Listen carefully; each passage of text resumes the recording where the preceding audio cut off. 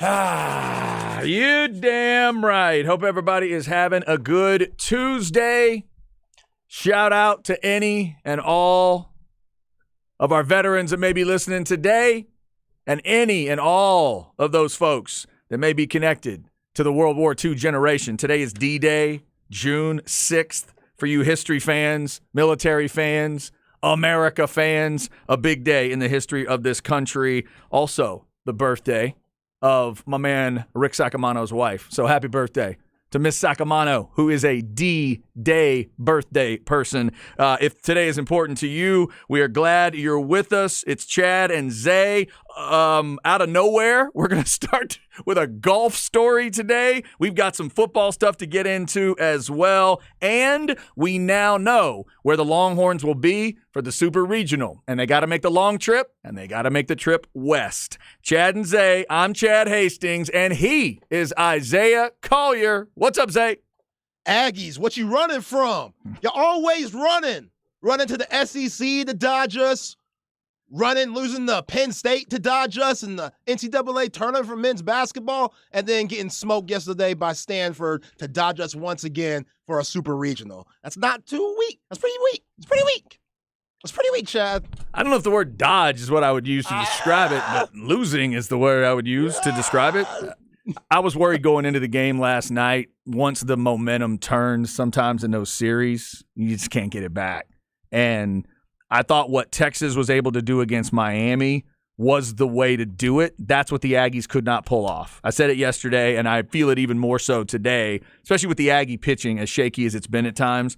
But what Texas did in that third inning to lay that many runs on Miami, turn that lead right around, because you mentioned it yesterday, Zay, Miami had all that bravado, all that attitude with that early home run. Oh, boy, was Pimp walking to first base after he did that backflip on that 3-1 shot. Not only did Texas turn the game, they turned it in the third inning, and they made that fan base realize, and they made those players realize, oh, my God, now we have to chase 6 runs, 6 of them, and we got to find a way to win, and we've got to find a way to do it again. Aggies couldn't quite get that done against Stanford, and once the momentum hit on the Cardinals side, it just didn't seem to go away. 7-1, a definitive victory last night for Stanford, so they really did show by the end of that. Took them a little while to get going, but by the end of that regional, Stanford shows why they were a national seed. Because they are a number 8 national seed, they get to host. Texas goes out there to Palo Alto, and Longhorn fans, you're going to have to wait all the way through. Remember all that waiting last week for rain? Well, this week it's going to be waiting for all the other games to happen, because Texas will go last of these 8 games. So they've said everything. It is Saturday at 5 o'clock. So Texas and Stanford is a Saturday, Sunday, Monday, if necessary, super regional. Game 1, Saturday at 5. Game 2 and 3, we don't know yet. We're just going to have to wait and see when they want to tell us. 5 West? That's 5. Our time. Our time? Yep. Okay. 5 o'clock our time. So that part is good.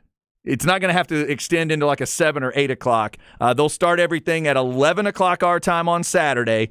If you're a TCU fan, you get to host now, by the way. Did y'all catch that one, Horned Frogs? Not only is TCU blasting the cover off the ball right now, 44 runs in the regional, 12 runs, 20 runs, then 12 again.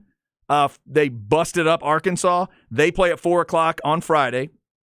If you are who's the other one that people might care about? I guess maybe LSU fans would care. They play Saturday at 2 o'clock. Texas Tech got eliminated yesterday. A&M got eliminated yesterday. So we're kind of down to those teams in the region. But everything is set. You can check that out at ncaa.com, Texas and Stanford on Saturday. So the whole Texas and Texas A&M, is it going to be Austin? Is it going to be College Station? Once again, as you pointed out at the beginning of the show, Zay, and as our guest Joe Cook of Inside Texas pointed out yesterday, the last time it was the Aggies that didn't, hold up their end of the bargain. And they did it again. They couldn't find a way to beat Stanford. So it will not be Texas and Texas A&M in a super regional. I guess this shouldn't be as bad as the March Madness tournament, since Stanford was the favorite and they were hosting the regional, so playing at home. It's not as bad. Y'all were supposed to beat Penn State. I mean, yes. I didn't pick y'all to beat Penn State just because the brackets tell us 7-10 matchups. a lot of times the 10 wins, and that was a really bad matchup for y'all, obviously. But, Yeah. it is what it is. Y'all still dodging us. I get it. Yeah, I don't know if dodging is the right word. It's okay. I don't know if dodging is the right y'all word. y'all know that y'all are going to play us next, or you have the possibility to. You can't tell me that doesn't haunt y'all. It starts with y'all's athletic director. I think and president. Yeah, I would hope that that the Aggies know that's coming. So now next Wednesday is the next time all that will come back up, because next Wednesday night is when we'll find out if the Longhorns and Aggies are going to play football in 24, and if they are going to play, where are they going to play?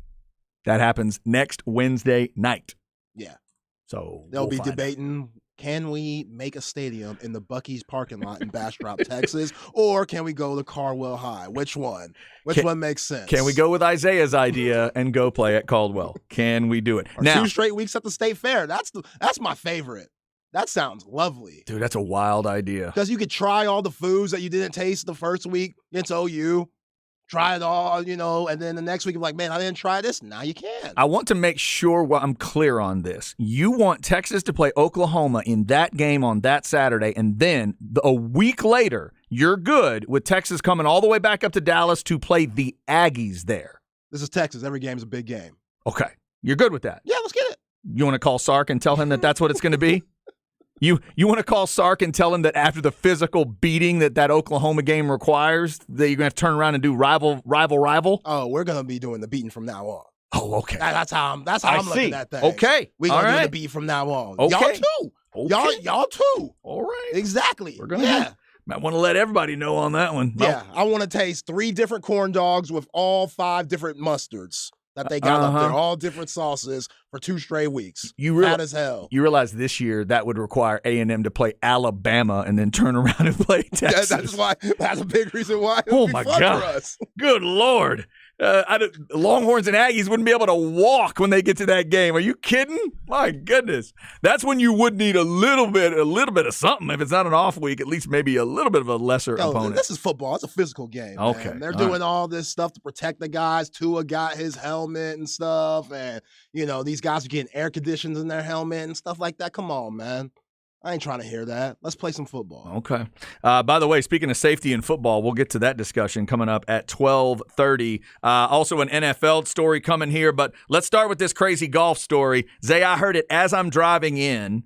I guess maybe last night I saw a quick little blurb. I thought I had seen it wrong, and then this morning I hear it becoming official. Today it was announced that the PGA Tour, the DP World Tour, that's the European Tour if y'all don't know, and Live Golf have agreed to, get ready for this word, unify and move forward in a larger commercial business. This is an agreement, kids, between those 3 leagues and Saudi Arabia's Public Investment Fund. See, Scottie Pippen could learn a lot from Live Golf and PGA Tour, because if they could find a truce and merge and find a way to work together, he could get over this Michael Jordan thing. I did not see this coming. No, I did not see it coming either. You're not the only one that didn't see it coming. There are PGA Tour members that didn't see it coming. ESPN reached out to one of them, and they responded with, no effing way. I don't know if Rory woke up today knowing it. Colin Morikawa tweeted out, I love finding out morning news on Twitter, and everyone thought yesterday was the longest day in golf. Referencing, I guess, a playoff that had happened or whatever. So, yeah. This is happening at 3 o'clock this afternoon. They're going to have a meeting with the PGA guys in Toronto, which is where their next event is. So, Zay, there's just a whole lot of weird backtracking, back up and think about things differently. All this discussion about Saudi money and blood money and morality and everything. Now, it's all going to be under one umbrella, and they're going to be funding all 3 tours. Yeah, it's pretty wild. It's pretty wild to know the rivalry that it's become with PGA and Live Golf, and how these PGA guys felt from Tiger Woods. You just mentioned Rory. Then on the other side, guys like Phil Mickelson and Brooks Koepka. And I don't know if that had anything to do with it. Brooks Koepka winning these majors and stuff, and PGA Tour, clearly they're not making the money that they used to make before Live Golf. So I guess this makes the most sense. But there's going to be a lot of people that stop watching PGA Tour. Like that were that were just so against Live Golf for obvious reasons, just the stuff that goes on behind the scenes with them, and then just their morale. Like, come on, that's crazy for some people to think. How are y'all gonna do this? But we're gonna see what people who are in the PGA Tour, how are they gonna react to it? Because they have their views on it. Are you just gonna quit your job? Right. You know what I'm saying? No, that's just because you believe in something? It's going to be, I brought this up all through this discussion. It goes back to Boardwalk Empire on HBO, Nucky Thompson, played by Steve Buscemi. We all have to figure out how much evil we can live with.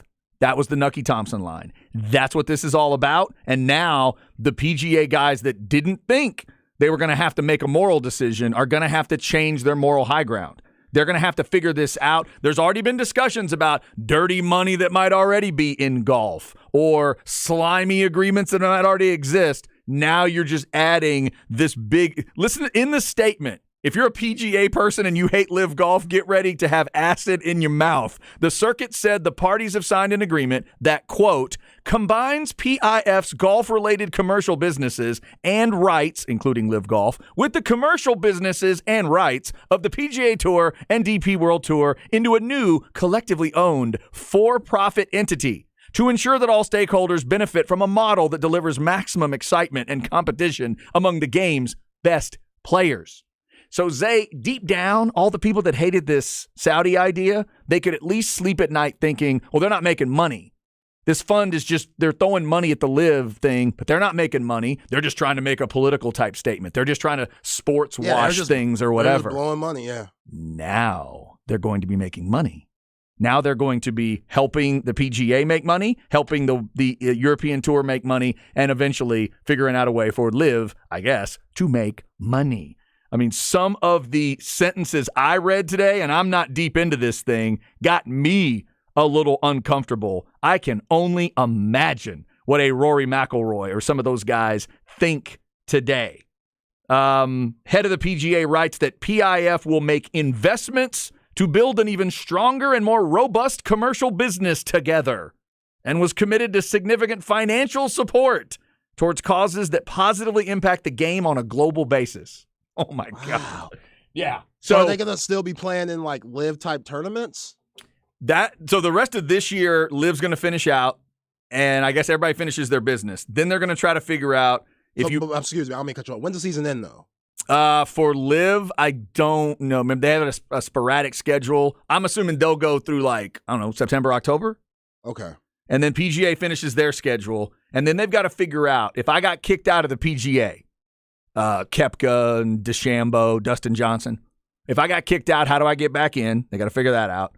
And how do I play PGA if I want to? But now they're going to have all these agreements about Live. They're talking about more team events throughout golf. Yeah, that's what I mean. A big part of these guys going Live, yes, the money's good, but it was to save themselves from playing every single week. Yeah, have a better schedule. Yeah, just a way better schedule so they don't get tired out and they can spend time with their families and still make great money. So now are they going to go back to that crazy schedule where you're playing week in, week out? Well, remember, PGA had already come to kind of an agreement just amongst themselves of we're going to have certain elite tournaments. There's going to be a little more time off between. There's certain remember Rory McIlroy got fined recently for missing a specific tournament.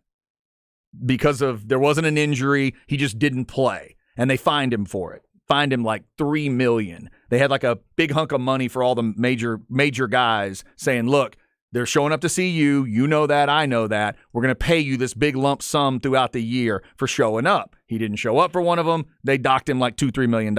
Ooh. And he understood it was happening, and then it happened. So they're going to have to come up with new, agreements there. Phil Mickelson has already tweeted out today, a happy emoji and it's a good day and all that. Remember, go all the way back when Phil got in trouble in that article. He said it was about, I want to restructure the way the PGA works, the way the PGA does what it does. And people ripped him for saying, Phil, this isn't about golf. This isn't about you making golf better. This is about you making money. Stop doing that. It's because you gamble too much and maybe you have gambling debts or whatever the reason. Just say it's about the money. But today, Phil Mickelson might get to sit back and go, oh, okay. So y'all didn't believe me? Oh, he don't look too dumb. Y'all didn't believe me when I said it was about restructuring golf. Today you found out we're restructuring golf under one big old umbrella, and yes, there's Saudi money involved. So can y'all deal with that? Says Lefty and Greg Norman and DeChambeau and Johnson and all these dudes. And now the Rory McIlroys of the world who have been running their mouth on the other side, they're going to figure out what they're going to say. Yeah, I think Brooks Koepka really shook things up with him winning that major because now you might be right. All those guys, they're thinking PJ guys like, when these guys coming in winning majors, not good for business. Right. It isn't. And he was the runner-up at the Masters too. Yeah. So almost wins one major, wins the other, and people can argue, didn't he look pretty fresh, huh? Look pretty fresh.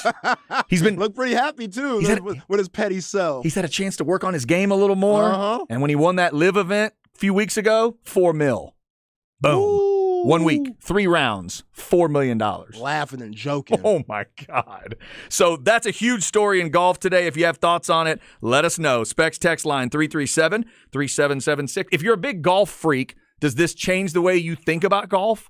Does it change the way you'd watch golf? If you were on the side of the PGA and you just hated the live guys and you hated the thought of it, does this whole Saudi agreement hit you the wrong way? Or are you going to rearrange kind of the way maybe you think about things? We'll talk about that. Also, in terms of weird, corrupt sports stories, NFL's got another one. The NFL is investigating another gambling story. And Zay, this one involves the Indianapolis Colts. It is a kick returner and cornerback named Isaiah Rodgers. I'll admit I did not remember who Isaiah Rodgers was. For possible violations of the gambling policy. Here's the little technical part, though. Zay, the account that they looked at was opened under the name of an associate of Rodgers. You've been talking about cousin what's-his-name for a long time now. Cousin Avery, man. And how you got to be careful. Gotta be careful. I keep asking the question, are they properly going through the details with these guys of what they are and are not allowed to do? This goes back to 2018 when the Supreme Court changed the way the betting discussion went. The NFL moved on it. The NFL changed. Right now, the NFL has 3 agreements with sports books. 3, kids. Y'all have seen those commercials, right? With Jamie Foxx. That's one of them. It's what? It's Caesars, MGM, and DraftKings, I want to say is the 3. Maybe FanDuel's one. Mm-hmm. But they have 3 major agreements. They have commercials that run all the time during games. But these players are supposed to understand exactly what they can and cannot do. So this is an associate of the player. So if I just know somebody and then they're going to start monitoring their betting and they catch a bet or two, and in this case it is 100 bets. 100 bets, like $25, around $50, like in between there. Yes. About 100 times. About 100 bets. They said one bet went up into the 4 digits, but most of them were. But one was like 25 to 50, right? And some of them were on Colts games. Oh, fam. You're betting against Sam? Some of them. Kick him out the league, Roger. Some of them Kick were him out the league. On Colts games. The question is, how close is this associate? Does it make sense that we would think this person doesn't bet? Because obviously you don't want like the agent of a player. The agent, family member, they could get inside information. They could get a call on a Wednesday or Thursday and go, oh, man, Matt Ryan's hurt. When he was the quarterback there, right? Oh, man, Matt's not playing this week. Oh, so-and-so's not playing this week. Use that inside information, throw down a bet. Now, that's been happening for years, I'm sure. But the difference right now, Zay, is because they're in business with the gambling folks, the NFL now has companies that they use to monitor all of this stuff. And that's what the players need to realize yesterday, because more and more of them apparently don't understand that. Yeah, I mean, you're betting against your team and Jeff Saturday's your coach. I can't knock it because, what do you say there? Like, what do you say there? You know what I'm talking about? Like, I can't knock the brother. I really can't. Whatever you do, bet against the Colts. I'm not telling you what to do, Cousin Ed, but Jeff Saturday's our coach, man. Did you see that? I pray he didn't bet on any games that Sam Ehlinger started. Please, that just for my sake, I hope he did not do that. Jeff who? Jeff Fisher? No. Jeff Fisher would be bad. Jeff Yeah, Saturday, Jeff Saturday is our coach. Wow, man. Dude, this is just... Yeah, kick a boy out the league, man. You can't be doing stuff like that, especially after the Jameson Williams thing, after the Calvin Ridley thing, which we know the Jags came up on that one, but come on, bruh. And this is a bad look. The other thing I don't get is you got to learn how to draw those lines. Anybody around you, if you know somebody's into betting, either do not give them any information or you've got to educate them on what they're allowed to bet on. Look, man, I'm an Indianapolis Colt. You get that, right? You cannot, listen to me, you cannot bet on Colts games, and you can't bet on the NFL. Say it back to me. You cannot bet on the NFL. Here's a rule I didn't know, Zay. We asked about the other day. NFL players are not allowed to play daily fantasy if money's on the line. Any amount of money. Yeah. And they're not allowed to play season-long fantasy and make more than $250. Right. If your prize is $251 and an NFL associate, player, staff member, whatever, if any of those people are involved, if they win $251 million, that's technically illegal for their agreement. Yeah, I get it. So they have got to do a better job at times of making sure all these guys know. By the way, this dude, Isaiah Rodgers, is taking the responsibility. He says he didn't mean to do anything wrong.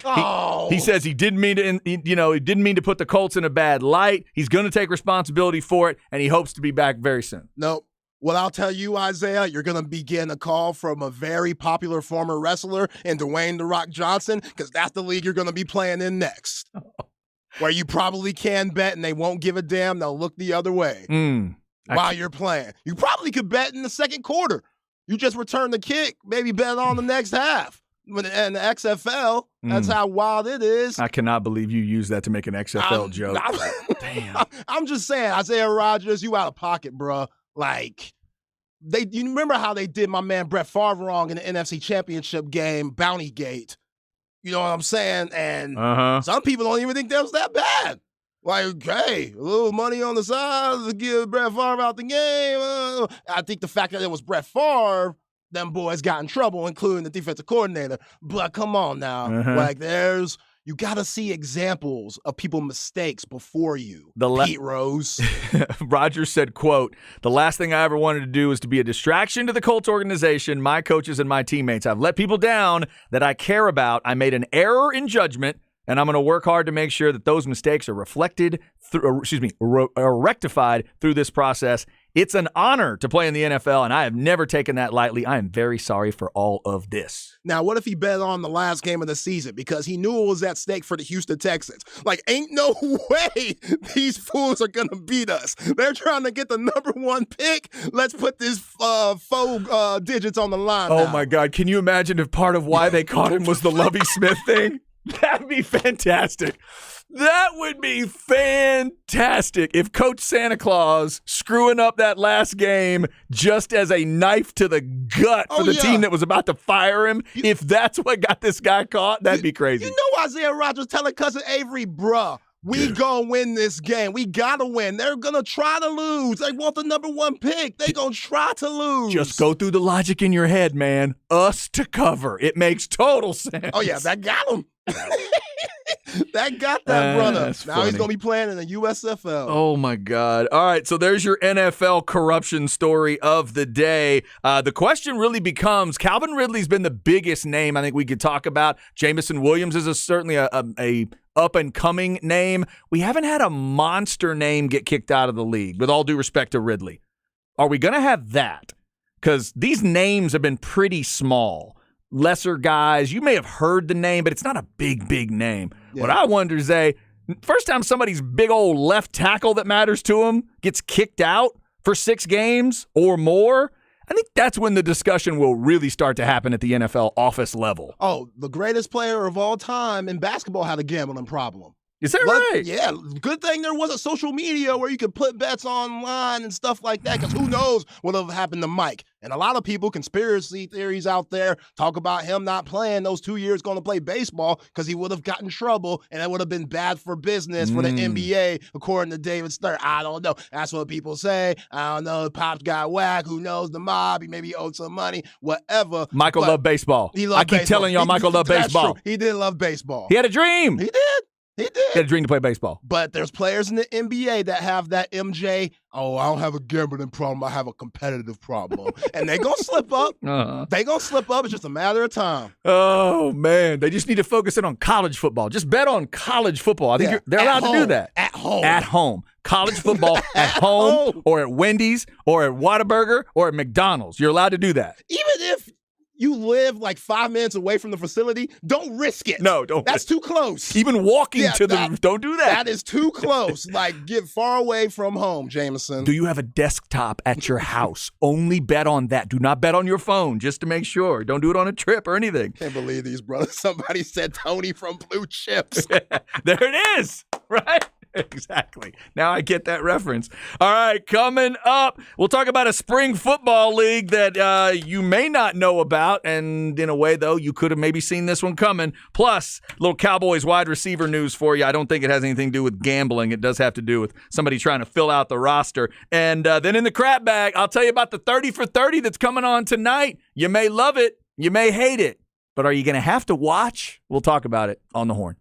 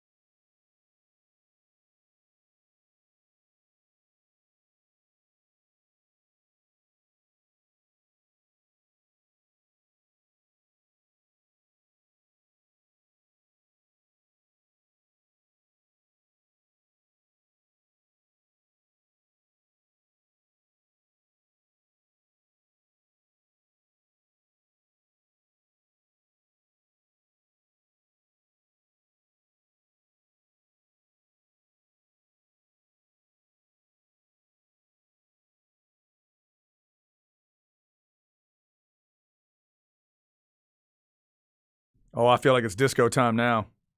I mean, I feel like the floor's glowing. I feel like everybody's got big collars going. Is this car wash? There we go. Working at the car wash. But it's one of those where I don't know the artist. I just know the song. Is this somebody famous? I don't think so. No. Who is it? Rolls Royce. No, it's not. I wonder if they got sued. Rolls Royce? Yeah. They just- But they spell it like Rose. Oh, Rose Royce. Yeah. Oh, I see. Okay. Like a person named Rose Royce. Yeah. Okay. Rose Royce. Working at the car wash. Last night, the girls were watching the movie The Martian with Matt Damon. You ever seen that one? Nope. Spoiler alert, but part of the movie is the dude ends up stranded on Mars. And It's newish, right? it is newish. Yeah, it's Yeah, really, yeah. really good movie. And he ends up stranded, and the only music he has access to is one of the other astronauts that he was with only like disco. And apparently that's all she had, so he had to get into disco. And that was the torture of it. He was on Mars, and he only had to listen to disco to listen to. Kind of freaked him out. Yeah, that could be tough. Yeah, he tried to get into it. It was a little difficult. Did you see any aliens in the movie? I will not divulge that information. It's not really that kind of movie. Oh man. Not really that kind of movie, but it's really good. It's a great, it's one of those kind of thinkers. It's a long movie too. Long movie, and it's a thinker, and you just kind of get yourself immersed in what would I do if I was in that situation. Okay. It's crazy. Yeah, I'm gonna start Face Off today. I Yes. found it on Showtime. I got Showtime, so now it's a 2-hour movie. Make sure it's Yes. unedited. You're unedited, Yeah, it's right? unedited. Okay, some good Yeah. swearing in the movie. Yeah. Oh, the two of them are fantastically bad. It's one of my favorite Travolta performances, and it may be my favorite Nicolas Cage performance in terms of just it all by itself. Trying to make me believe. Nick's name is Castor Troy, and what's Travolta's name? Oh, something Archer. Somebody Archer is his name. Okay. You get a couple actors that you'll know, but it's really about those two guys showing off Troy. in slow motion. Lots of slow motion. Huh. Gina Gershon is in it, looking really good. All right. Gina is Nicolas Cage's woman in there. Yes. So Zay's going to check out Face Off. I'm going to listen to the Ludacris album. What is it again? Word of Mouth? Word of mouth. Word of Mouth. Yep. Going to listen to that this week as well. All right, Zay, let's get this story out. I hadn't heard about it until today, but this could end up affecting a lot of the folks we talk about from time to time. We do the Flex segment every day at 1:30 and talk about a lot of high school football talent. What the heck is somebody thinking up on the high school football level? Yeah, high school football kind of going the AAU select basketball route or select baseball, softball, whatever you want to say. The former USFL president, Brian Woods, is launching a spring league for the top high school football talent in 2024. It will be a 6-week season featuring 11-on-11 format. The league will allow all athletes to profit off of NIL. The teams will be out of Atlanta. Well, it's 12 teams, by the way, based out of Atlanta, Cleveland, Dallas, Houston, New Jersey, New Orleans, Los Angeles, Miami, Phoenix, San Diego, San Francisco, and Tampa. Wow. What kind of NIL can I get off of a league like that? I mean, we know each state has their own NIL rules, but if it's televised or at least streamed, Right? maybe a little something. And I went to, and you made fun of me for it, and so did the listeners. I went to the XFL championship game, and it wasn't packed, but there wasn't nobody there. My guess was about 20,000 people showed up. And my assumption is based on their agreements with TV, those dudes got paid Right. through the XFL season, whatever that number is. But this is for high school kids. So if everybody knows what's going on and everybody understands the risk and they're getting paid, parents, do you have an issue? If you're a parent right now of a star player that's a sophomore, that's a junior, that's a senior, whatever, would you think about this? It depends.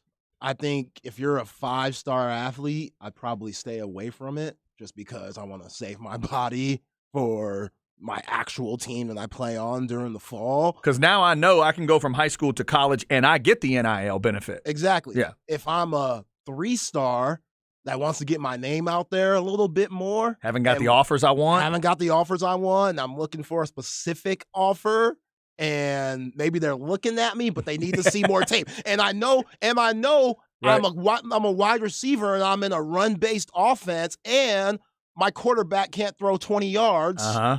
I might want to look at this. Maybe I've always wanted to go to Georgia, but they're not paying attention, so I go to the team that's in Atlanta. Yeah. And I see if I can make a little noise. I don't think it runs like that. I think it's where you're from. Like, Okay. let's say if But that's they what were I'm looking at somebody in Austin, right. they'll probably play for one of the Dallas or Houston teams. But that's what I'm saying. If I'm a kid that's growing up in the Atlanta area and I love Georgia, but they won't pay attention to me. Okay. Yeah. Wouldn't I try to get on that Atlanta team Yeah. to make a little noise, squeak a little bit, Right. see if I can get some grease? Yeah, but the difference with, this, again, it's like a select AAU type of feel because you're going to get, more eyes on you. And if they do it the right way and stream it the right way, then it could be very popular. Like, I'm going to tune in. I'm going to be locked in if this works. Like, I want to see, especially if guys in this area, again, who aren't getting the love that they deserve and want to, Right. See what they could do and have a good experience while doing it. Why not? Like if you and I heard that like a Miles Coleman or an Adrian Wilson from Weiss or the quarterback at Westlake or somebody like that was going to be playing in a league like that, Yeah. and they were going to throw it on our television, would you watch? Yes. I would too. Now, would I pay is a different question. Like, would I actually pay to watch it? That's a different thing. No, probably not. If it's a subscription type of deal or something. Yeah. But if you get an agreement and they throw that on my TV, that's an interesting thought. So spring leagues, not just about XFL, USFL, maybe a spring league that involves high school play. As big a deal as high school football is, wow. Again, as long as everybody understands what is at risk, which that's the part of it that's different than an AAU basketball game. There's risk there, but not the same. As long as you understand that risk, take it on, and we're compensating the kids. Yeah. And that's the scariest thing. Like, we know how brutal the football game is.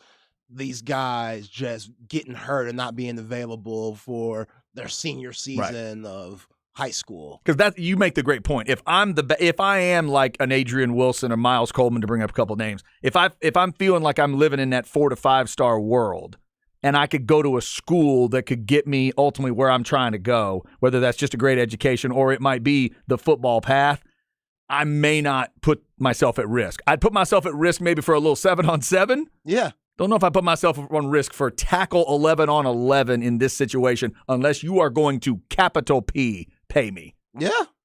I get it. That'd be the issue. Like, what are they really going to be making? And one thing that's different with baseball and basketball, and, even soccer, playing AAU, you could just go out there and throw a whole bunch of people together and kind of make it work. It won't gel really. Obviously you need practice and stuff and some type of chemistry and camaraderie, but you have to learn plays in football. And everybody has so many different roles. Or if somebody doesn't do one thing right, the whole offense could be mucked up / defense. So they're going to have to do basic-ass formations and things that these guys could catch on fast because they're still in high school. They're still learning the game. You know what I'm saying? Mm-hmm. And who knows the terminology that they're getting from their respective schools. And when they get thrown into this, spring league, whatever it's going to be called, how they're going to be able to adjust just because they're not used to the style of play from whatever coach they're going to get. Yeah. Like, who knows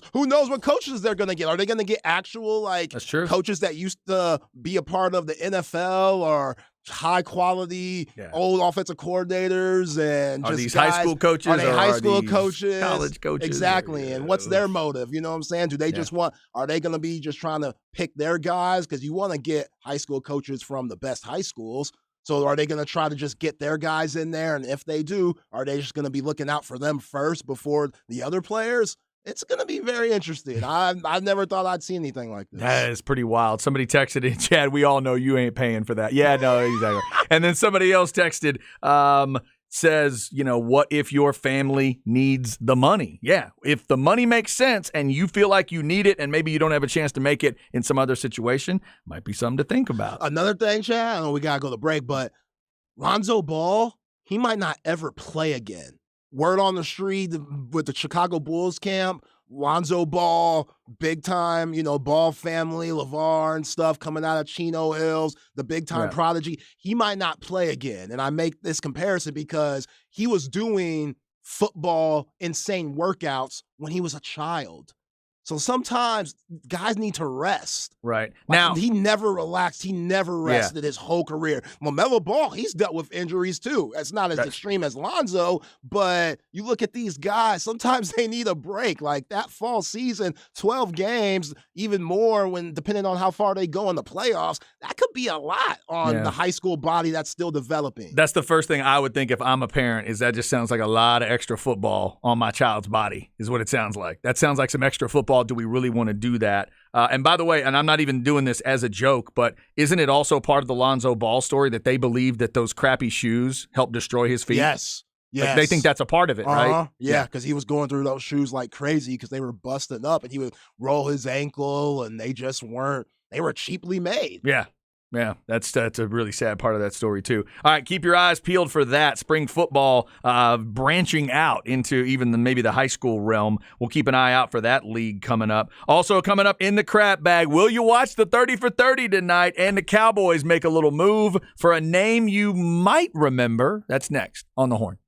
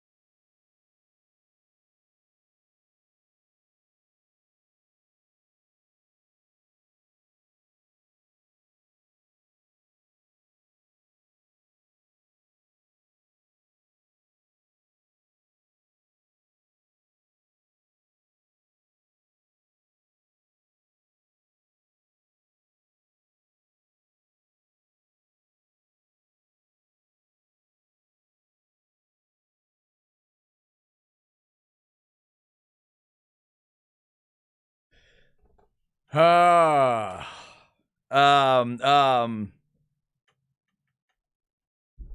Foreigner? Foreigner, baby. Yeah? It's Head Games. Head Games. Yeah, I may hear this live. In August, I'm going to see what's left of Foreigner and what's left of Loverboy in August. What do you mean what's left? I don't know what's left. I've heard that when you go see Foreigner nowadays, you don't know exactly what you're getting. So we're going to play Foreigner Roulette on August the 14th over at Moody. And Loverboy, I've never seen either one of them live. All right. I don't think we get Lou Graham with this version of Foreigner. But I might hear some Head Games. Foreigner and Rose Royce getting us started today. Chad and Zay with you on this Tuesday. Some good text rolling in on a lot of different things today. Somebody texted, no way will the UIL allow this league's NIL compensated players to participate in UIL sanctioned sports. That's another factor of it, too, in the states, because everybody's got different NIL rules. For the states that don't allow high school players to benefit from NIL, Texas would be one of those. For those states, you're not going to let your guys go play in a spring league and then come back and play for their high school for their senior or junior year. Yeah, big reason why Quinn Ewers went to Ohio State. There you go. Yep, good point.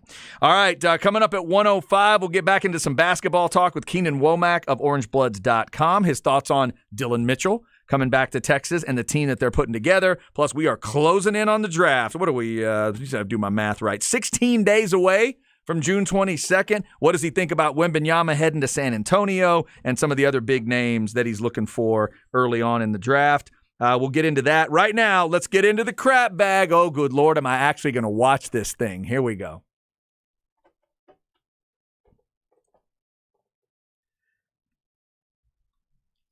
Brought to you by AV Consultations, 255-8678, or go to avconsultations.com. I will admit that over the years, there are some 30 for 30s that I record, I watch immediately. I might even watch them twice if they're awesome, and then I'll delete them. There are some 30 for 30s that I'll record with the intent of watching them, and they'll just sit on my DVR for years. Still have not finished them. And Zay, I got a weird feeling like this one tonight might end up in the second category. Tonight is the first, get this, of a 4-part 30 for 30 on Bill Walton. 4 parts. That's wild. Zay, on Bill Walton. I'm not saying Bill Walton's not famous. I'm not saying he hasn't had a long, interesting life. But 4 parts? We're going 4 hours worth on Bill Walton? Yeah. Because what? You got to cover the UCLA time, you got to cover the NBA time, and you got to cover the broadcasting time? No, you got to cover the UCLA time, the acid. Oh, right. Then the Trailblazers, and then the broadcasting with his kids. And Volume 2, stuff. Bill in the 60s. Yeah. So there's a moment where, and I'll admit this about the Dick Vitale 30 for 30. Still haven't watched the whole thing. I haven't watched that either. I used to love Dick Vitale, but there's a moment where he kind of jumped the shark for me, and it just became all about Dick Vitale. Everything was about Dick Vitale. So I can't watch a game with him on it now. He still gives me enough basketball where I can get through it. But a couple years ago, Bill Walton lost me.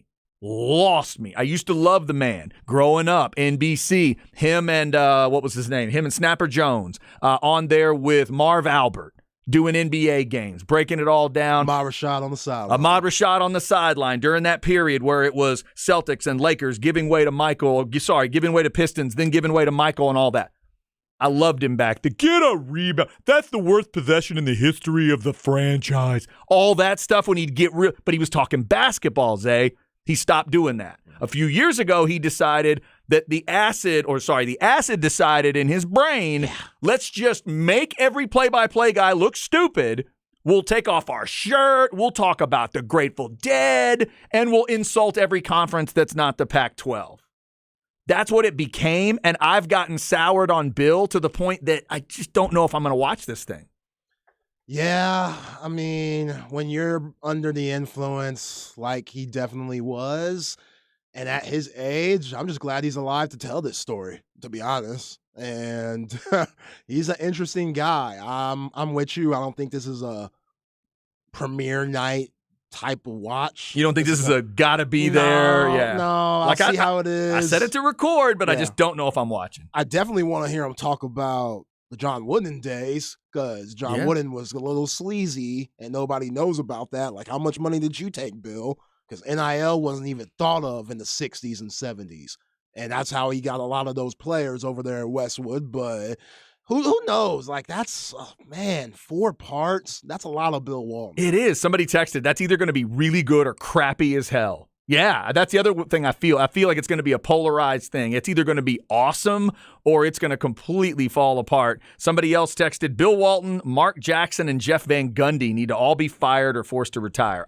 Damn. I only agree with Walton on that. I have no problem with Mark Jackson and Jeff Van Gundy. Yeah, I mean, there's no Doris Burke, but no problem with Mark Jackson and Van Gundy. No, not many are Doris Burke. One of these days, they're gonna return. They're gonna do what I want them to do, which is take any play-by-play guy you want. Breen is fine, and they're gonna let Doris Burke and Hubie Brown call a game together. Oh man, That's what I want to hear. I want to. Elite TV right there. That would be big time. Or just give me like an hour of some kind of podcast where those two talk hoops, because I feel like I would learn something. Our man Chris Bennett says, yeah, I'll pass on Walton. I just don't feel like a lot of people are going to be as into it. I think he's jumped the shark. I think it's gone too far. And it's just like this, oh my God, isn't he great? Oh my God, he's so great. Eventually, it just gets tired. Well, so, okay, yeah, it probably will get tired, but his life is so interesting. No, it is. Wasn't he? It's the full story here. Yeah, I remember him marching for stuff. I don't know exactly what, but I see pictures of him marching and, part of the people, just not normal, but everyday life things that you wouldn't see professional athletes doing. White athletes doing specifically, like he was out there with the people, fighting for things. I think that part of it, I think the basketball fan part of me and that part, there is a social activism to him. There is also just, he's a unique figure. There's no doubt about that. And by the way, I'm assuming they'll get into, from what I've heard, he butted heads with John Wooden a lot at UCLA. He didn't just walk in there and get along with everything John Wooden wanted. He was a free spirit. Yeah, think about how Lou Alcindor was, and then Bill Walton. Yeah. Like Kareem, stoic as he is, no nonsense, doesn't play no games, and then Bill Walton, who plays a lot of games, coming there all freely and stuff. And, I do want to hear about his foot injury, because a lot of people say if it wasn't for that foot, we'd be talking about him with Wilt, Shaq, Kareem, Hakeem, all those great centers. Some people still do. He's still one of the best passing centers of all time, and that 77 ring was pretty magical back in the day going against Daryl Dawkins and Julius Erving. But, yeah, he hurt that leg, and they didn't think he'd ever play again. Mm-hmm. And there's stories about Red Auerbach with his cheating self, like forging the medical papers to Boston just to get him on the squad for that 86 title run. Like, he wasn't supposed to play. He wasn't really clear. And Red Auerbach was like, we're going to clear him just because I know he could give us something. Yeah. And he did. And he was the sixth man of the year in 86. This text says Walton probably agreed to do it if they did at least 4 parts.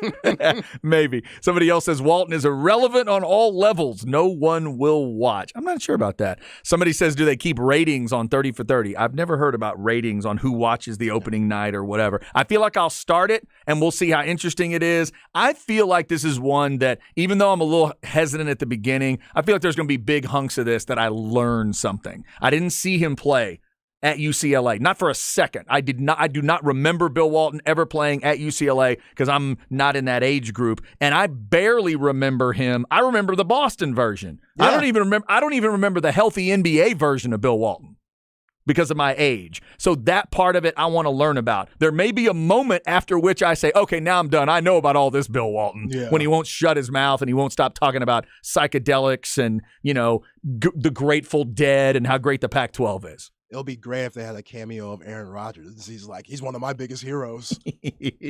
Live from the retreat.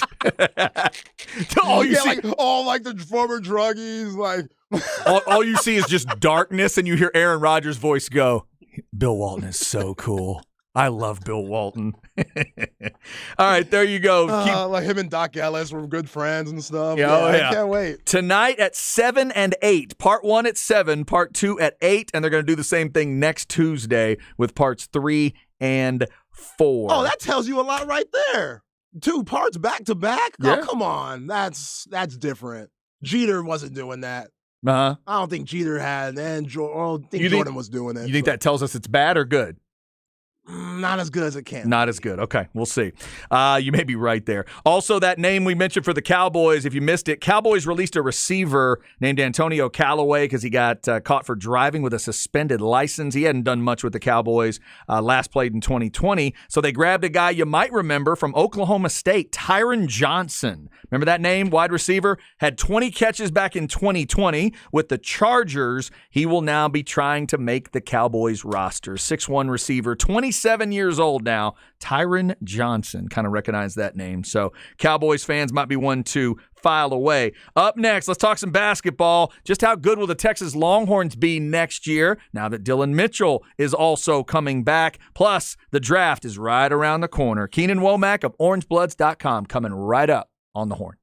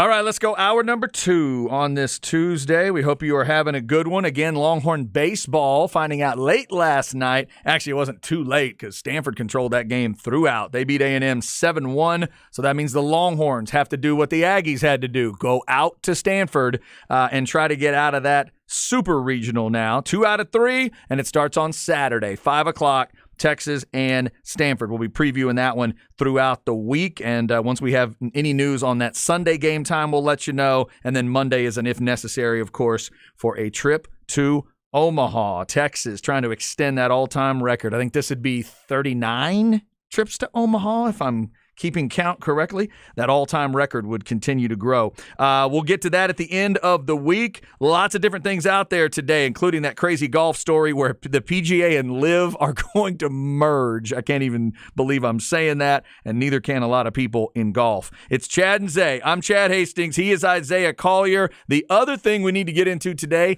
is a little basketball discussion. We're closing in on the draft. Obviously, the finals are at 1-1, and the Longhorns have found out recently about some of the guys that will be back with them for the 23-24 season. To get into that, let's go to the Vaqueros Cafe and Cantina hotline and talk with Keenan Womack of orangebloods.com, at Keenan Womack on Twitter, if you want to give him a follow. Keenan, we appreciate the time again, man. How are you? I'm great, brother. How are you? Man, we're doing good. Obviously closing in on the draft. I want to get your thoughts on that, but let's start with Texas basketball and the good news with Dillon Mitchell coming back. Give me a sense for what you were hearing. We talked to you a little bit about it, I think, last time we had you on, about what you were hearing about Dillon and as far as an NBA prospect. Talk to us about what you were hearing on that level and why you think he ultimately ended up making the decision, and then what this means for Texas. I think it was a good decision to come back for a couple of reasons. The first reason that I think was a good reason is that the 2023 draft class is extremely strong, super deep. So a guy like Dillon Mitchell isn't going to get drafted nearly as highly as he would in next year's class, which is significantly, I want to say weaker, but it just doesn't have as much elite talent as this draft class does. So smart of him to come back. If he develops like some sort of jump shot, tightens his handle, he can be a first-round pick next year. Yeah, Keenan, I've talked about it with Chad. It's kind of like, it's a copycat league in every single profession. And if you look at the Miami Heat and them being in the finals, tied 1-1, going back to South Beach for tomorrow's game, and all the undrafted players on that team, from Duncan Robinson, Gabe Vincent, Caleb Martin, the list goes on. And a lot of teams are going to start looking at guys so they don't have to pay them so much money so they can pay their top guys. And somebody like Dillon Mitchell, he could lose value because of things like that. Oh, sure. Yeah. And it's just the way the league is right now. Like you have to be able to either shoot from outside or create off the dribble. Neither of which he was really able to do last year, but I think he has the ability to do it. I just think he hasn't figured it out quite yet. But I think it's smart of him to come back. I think he's going to make a lot more money in the draft next year than he will going out this year. And I think it's very important for UT basketball that he's back. Keenan, talk a little bit more about where you think how good you think this Texas team could be next year, now that they've gotten the news of not only everything else that was there, but now Hunter and Mitchell both coming back. What kind of team you think Rodney Terry's going to have? What kind of expectation level would you tell a Texas Longhorn fan to have for this team? It's funny. I was thinking about it. I'd probably have them similarly to how I thought about last year's team before the season started. I had them like 15th last year before the season started. Texas basketball like 14th or 15th in my preseason little poll thing that I do every year. Pretty sorry, my voice is giving out. But yeah, no, I think overall. Sorry, what were we talking about? I'm sorry, man. I'm sick. Oh, man. No, we could hear it. No, we're just talking about the Texas team for next year, just kind of that expectation level. You're thinking maybe. Oh, yeah. Sorry. I got you. Yeah. So what I do like about the team is you have a guy like Dylan Mitchell, who is a really good athlete, but he needs help being set up, kind of. He needs other creators on the team. Hunter obviously is back. He's great at that. And then even Abmas is an underrated creator as well. He obviously can create for himself. He's a great shooter. He's kind of a Jimmer Fredette-like type of guy. When people ask me what Abmas kind of reminds me of, that's sort of who I think of is Jimmer Fredette. Just the range on the jump shot, the handle, the offensive awareness. I think next year's team is probably will be around 15th preseason, something like that. And you never know how the team could end up, but I mean, they've got some talent for real. Yeah, you look at this upcoming season and love Max Abmas, love Tyrese Hunter coming back. Those your backcourt right there, and we know Kendall Weaver coming out of UTA, him coming off the bench. I think that's also solid. But there's no like wing or somebody that maybe could fill that Serge-Jabari Rice spot. Even though Serge-Jabari Rice was 6'4", he has that 6'10" wingspan, which covered a lot of ground. And I know they're still looking at an Arthur Kuminga out of Creighton, which would be perfect, especially, Dylan Mitchell. I know he has to work on his ball handling, and ideally, I would like him to play the 3 along with Shedrick and Dessou, but that's saying a lot coming in his second season. So where do you think that Coach Terry and this coaching staff is going to go? Are they going to look for another wing-type guard, or do you think they're good with this roster already? Oh, no, they got a couple spots left they're going to fill. I think that, they need to go for the wing spot, something at the wing spot. I think Dylan Mitchell's going to play a lot of wing this year. I think they're really going to try to develop those skills for him because in the NBA, he's definitely like a perimeter kind of player, right? I don't see his being like a power forward right now, at least the way he's built now. It wouldn't work. But, I think there's a lot of talent on this team. I'm really excited to see what Rodney Terry does with it because, this is the first team he's built at UT. Chris Beard built last year's team. This is the first time he's had the opportunity to build his own team. So I think he goes for another wing. And then I think maybe in certain smaller lineups, Kendall Weaver can maybe play a little 3, even a little wing. So we'll see what kind of roles each of these guys has. Talking about Keenan Womack, orangebloods.com. Keenan, I'm a Mavs fan, so when I heard that the Spurs were getting Wembanyama, I screamed, "This isn't fair," and then there was a lot of swearing. Give me your reaction, though, knowing that it's going to be San Antonio for Wembanyama. Give me a description of kind of the fit you think that's going to be for Spurs fans. Oh, I mean, it's like match made in heaven. It's like the perfect place for him to land. I'm a Mavericks fan as well, being from Dallas. But I don't hate the Spurs. I can't. I respect them too much. I respect Popovich too much to hate the Spurs. Yes, it's unfair for sure. I grew up with their winning 5 titles throughout my childhood, which was not fair. I got my 1 though, which was all I want. I was like, you give me my 1 in 2011, we're cool. Just get Dirk in the Hall of Fame, whatever. I'm really excited to see what Wembanyama ends up doing. He is a generational talent.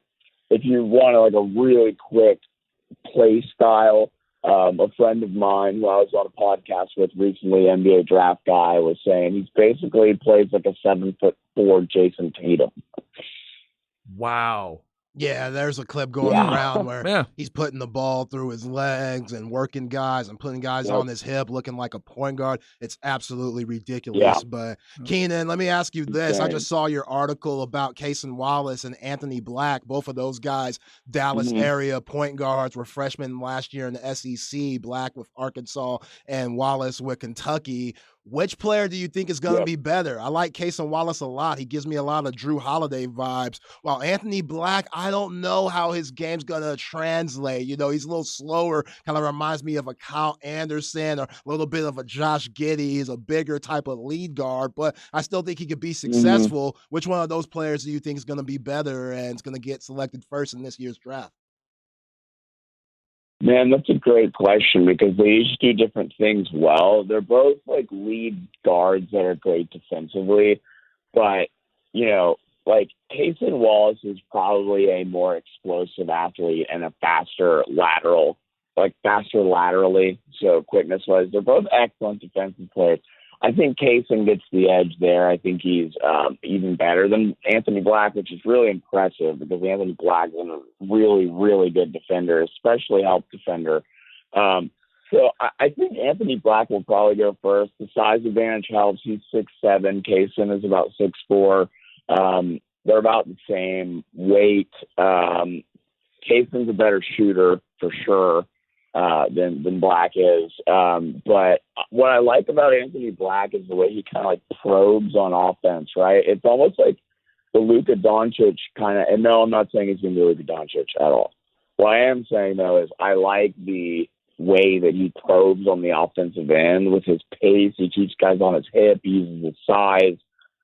He's just a really intriguing offensive prospect to me. I think he's going to be a great player. I'm super high on Anthony Black. I like Cason Wallace a lot too, but I'd rather have Anthony Black, I think. Keenan, for Rockets fans that are listening, obviously we know it's Spurs and Wembanyama. Now that we also know it's Charlotte, Portland, Houston, what would you tell a Rockets fan about kind of that matchup at 4? Do you have somebody right now that's blinking at you that you think the Rockets are going to end up with at 4? Oh yeah, I'm fairly certain it's going to be Amen Thompson.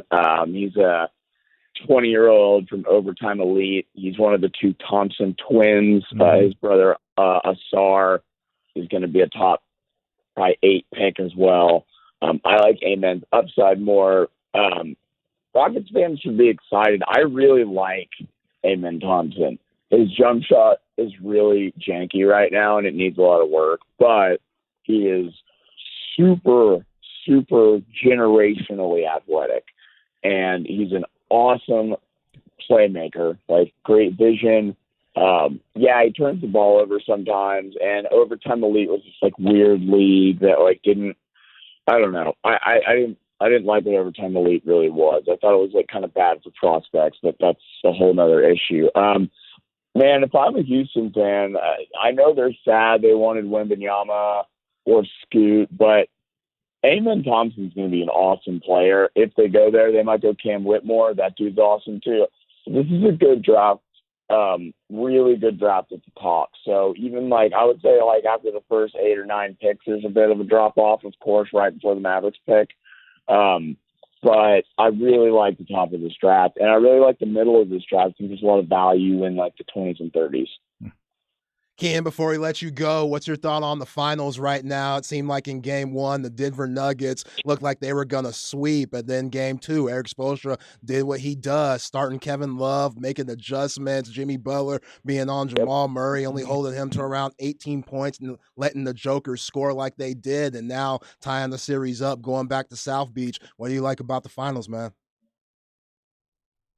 I'm super stoked. I don't really have a dog in this hunt. I don't really care who wins, but I was just really stoked that Miami stole a game. I was like, man, if Denver wins this game by 15, this is going to be a 4-0, 4-1 finals. And there's something about Spoelstra. He's an excellent coach. He knows what he's doing. That culture thing, I know it's a buzzword, but it's important. He's built that there. And then you have a guy like Jimmy Butler who perfectly reflects that culture of that grind it out, just like by any means necessary win. And I just love the way Jimmy plays. I love that he's from Texas. I love Jokic too, man. It's fun, but man, there's something about Jimmy Butler that just is just really cool to watch him play. Yeah, I hope they go 6 or 7, man. It's a fun series if both those teams are going to keep doing this. Yeah. Hey, Keenan, you could thank Rick Barnes for his success because a lot of that's the fact that he didn't recruit him. Jimmy uses that as fuel for the rest of his career. So thank Rick for that one. I know. It's a shame. It's such a shame. We all have misses, huh? We all have misses. Yeah. That's right. Yeah. All kinds. Got Durant on campus, so you can't really fault him too much. That's true. That's a good point. Good point. Keenan Womack, orangebloods.com. He's at Keenan Womack on Twitter. Keenan, we appreciate it, man, especially the fact that you're a little under the weather. So get better soon. Enjoy the finals, and we'll talk to you down the road. Yes, sir. Talk to you gentlemen soon. Thank you. Thanks, Keenan. Keenan Womack. Yeah, you could tell. You mentioned something when you brought him on about it kind of needs to clear his throat or something. Throat. I thought it would be good. I mean, hey, he's a professional. He didn't back did. out. He could have easily said, "I'm not feeling under the weather, fellas. Can we do this another time?" He would have respected that. And yeah, but hey, he pushed through like a trooper. His voice was trying to get him to go through puberty during the interview. He fought it. He fought it well. That was good. Get some ginger ale, Keenan, some Robitussin. You be all right. So, Zay, I was just thinking as he was talking about Amen Thompson. So it's Amen Thompson and Asar. Is that right? Asar is the other brother? Yeah, man, they have a chance to be the best twins we've ever seen come into the association. You remember the Collins twins that came from Stanford, Brooke Right. Lopez and The Robin Lopez twins, yeah. The Harrison twins that went to Kentucky that Rick Barnes also didn't get, who are from Rosenberg, Texas, right up the road. But have we ever seen them get drafted that close together? I don't think so. Especially that high and that close. The Morris twins. Maybe from Kansas. Marcus and Markeith. Marcus and Markeith. I want to say they were in the teens, but to have guys go in the single digits together, man, I'd love to be those parents. I was just about to say, every time the movie King Richard is on, I'll watch a little bit of it because I'm a tennis freak, and I think their story is just one of the most amazing ever. And Richard and Oracene, the feelings I can only imagine right through the years. But those girls were separated by a couple years. But the prediction came true, and they made it all work. It's just an incredible story. But I'm trying to think about, wait, I'm sitting at the NBA draft. I have twins.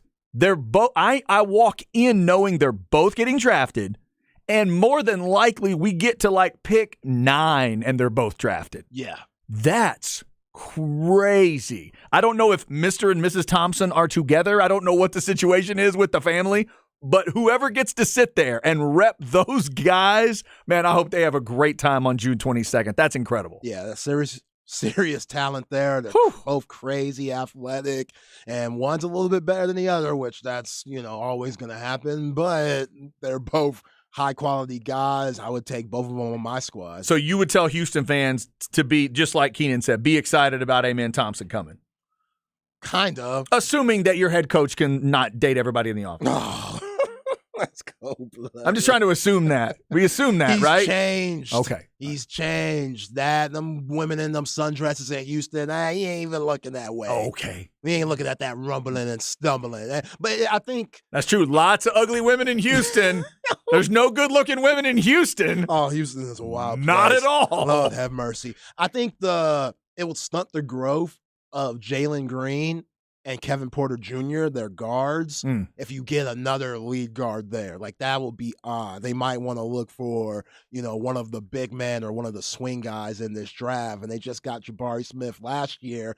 But, yeah, they were mucked once they didn't get that number 1 pick for Victor Wembanyama, because obviously everybody needs that. They really needed it, too. Right, and then, and unlike me as a Mavs fan who knew I had no shot, like no shot. It was like 3% or whatever it was.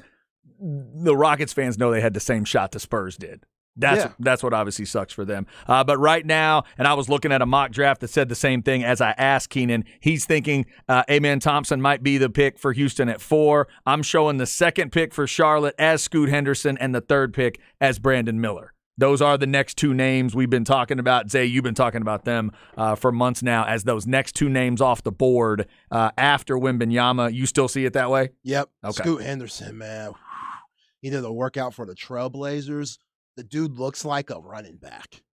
He is so physically built. Big physical guard. Oh, yeah. He's way bigger than what Derrick Rose and Russell Westbrook were when they came into the association. I see him listed here at right at 200 pounds, 196. I think he's around. You think he's bigger? I think he's bigger than that. I think they tripping. I think he's bigger than that. They need to get a different scale. Yeah, something ain't right about that one. Draft coming up on the 22nd, in case you haven't put it on your calendar yet. All right, coming up, we will get you Where We At in Society with Zay at 1:45, as we always do. Up next is the Flex segment, Westlake 7 on 7. We'll tell you where to find that information. Plus, coming up in the 2 o'clock hour, you know that discussion about the EA Sports college football game and guys getting paid for it? Yeah, there's a key part of that discussion that's now gotten into the public, as in the number they'll get paid.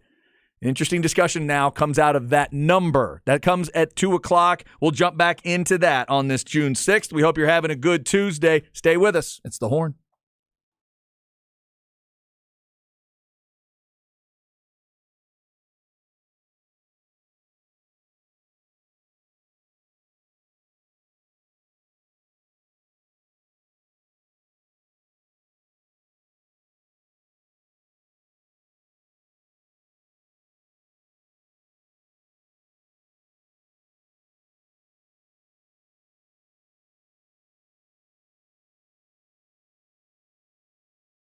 All right, this is Chad. Let's talk Apple Leasing. Enjoyed my drive in today in the car from Apple Leasing. One of the big things for me was, and it sounds a little silly, but I knew I needed to really enjoy the drive. I needed to have certain things in the car. I needed to have certain things taken care of because I have a little bit of a commute every day. A lot of you may be the same way. You want to make sure you enjoy what you're driving, and with Apple Leasing, you definitely will. You'll be paying for the part of the car that you're driving. You're always going to feel like you're driving the newer car because you will be. It's the easiest and safest way to get that new car. You may be looking at a Chevy option, a Ford option, a Toyota, a Honda, and maybe 2 or 3 more. That's cool. Well, if you are looking at that many, you don't want to have to go dealership to dealership to dealership and find all that. That's going to take way too much time. And it's getting hot out there. And we're heading towards summertime. You don't want to deal with that. What you do is call Apple Leasing at 346-9977. They'll explain how their process works, and they'll explain all the different contacts they have out there. They'll go out, do all that research for you. They'll come back with the options. They'll look at the rebates and the sales and the different selection options that are out there and be able to get you the best deal for you. You'll be signing everything electronically with DocuSign, so that saves you a ton of time and hassle. You'll get the same discounts and incentives that the dealers do, but it's going to be through Apple Leasing. It's an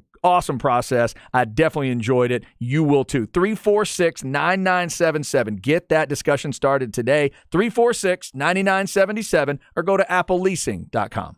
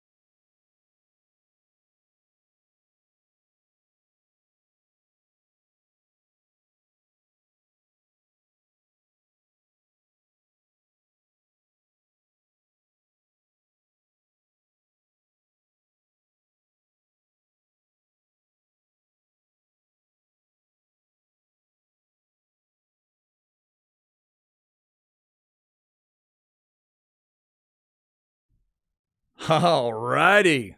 Now the question, Zay, is could you have identified this song? No. No? Yeah. Oh, 3 good Texas boys right here. Unfortunately, it's a rest in peace for one of them, but they're still out there in some form. ZZ Top, ladies and gentlemen. Dallas, Texas, Hollywood. They're from Houston, Texas, by the way, if you don't know. ZZ Top, Foreigner, and Rose Royce have been a part of the show today. I'm glad I caught ZZ Top on that 50th anniversary tour. They were very, very good. And rest in peace to the great Dusty Hill. My man Sacamano did go see him up in Belton recently, though. They hit that Bell, whatever it's called, Bell County Center or whatever. So Billy Gibbons, Frank Beard, and I think it's their longtime either guitar or bass tech that is now playing bass for them in place of Dusty Hill. They're still out there All right. in a form, and I thought they were really good. So shout out to ZZ Top, one of the most successful Texas rock bands that ever existed. They're considered rock? Oh, yeah, Okay. absolutely. What would you call them if they're not I rock? don't know. I'm just saying. Yeah, I feel I mean, like they have different phases. now at the beginning, that is true, because I would argue at the beginning, you go back and listen to like the first 2 or 3 ZZ Top records, they're a blues band. Yeah. They are straight up hardcore blues. It morphed along the way, and when they dropped the Eliminator album, there was a lot of, you could almost call it like pop rock at the time, but it had a good edge to it. It was like rock. It was popular, but it was popular stuff a lot of people could live with because it was cool. It was, pop and cool at the same time. That's a dangerous word in music. Yes, Yeah, it is. pop. Sometimes people think every time you say pop, it's an insult. Yeah, like you sold out. Right, but popular just means, some of the artists will tell you, yeah, we sold out. We sold every seat. Yeah. That's what some of them do when they get mad at you for saying, did you sell out? Well, we're selling out this tour. So ZZ Top, the latest musical thing for us today. I'm going to hit a little ludicrous this week with the Word of Mouth album. Zay's going to watch Face Off this week, and we're going to do the movie album swap on Thursday with those. Cannot contain my excitement that you're going to see Face Off this week. I mean, I'm excited watching it today right after our show. your life's going to make so much more sense after you watch Face Off. Terrific. And the greatest thing about a movie like Face Off is you're going to appreciate probably like 8 to 10 other movies that you like even more, where you'll go, oh, God, I've always ripped on this other movie, but it's not that. No, it's not that at all. Somebody on the Specs text line asked an accurate question. Is there nudity or a sex scene that will put it over the top for me in this movie? Oh, that's right. You do love a good sex scene. Because it's rated R.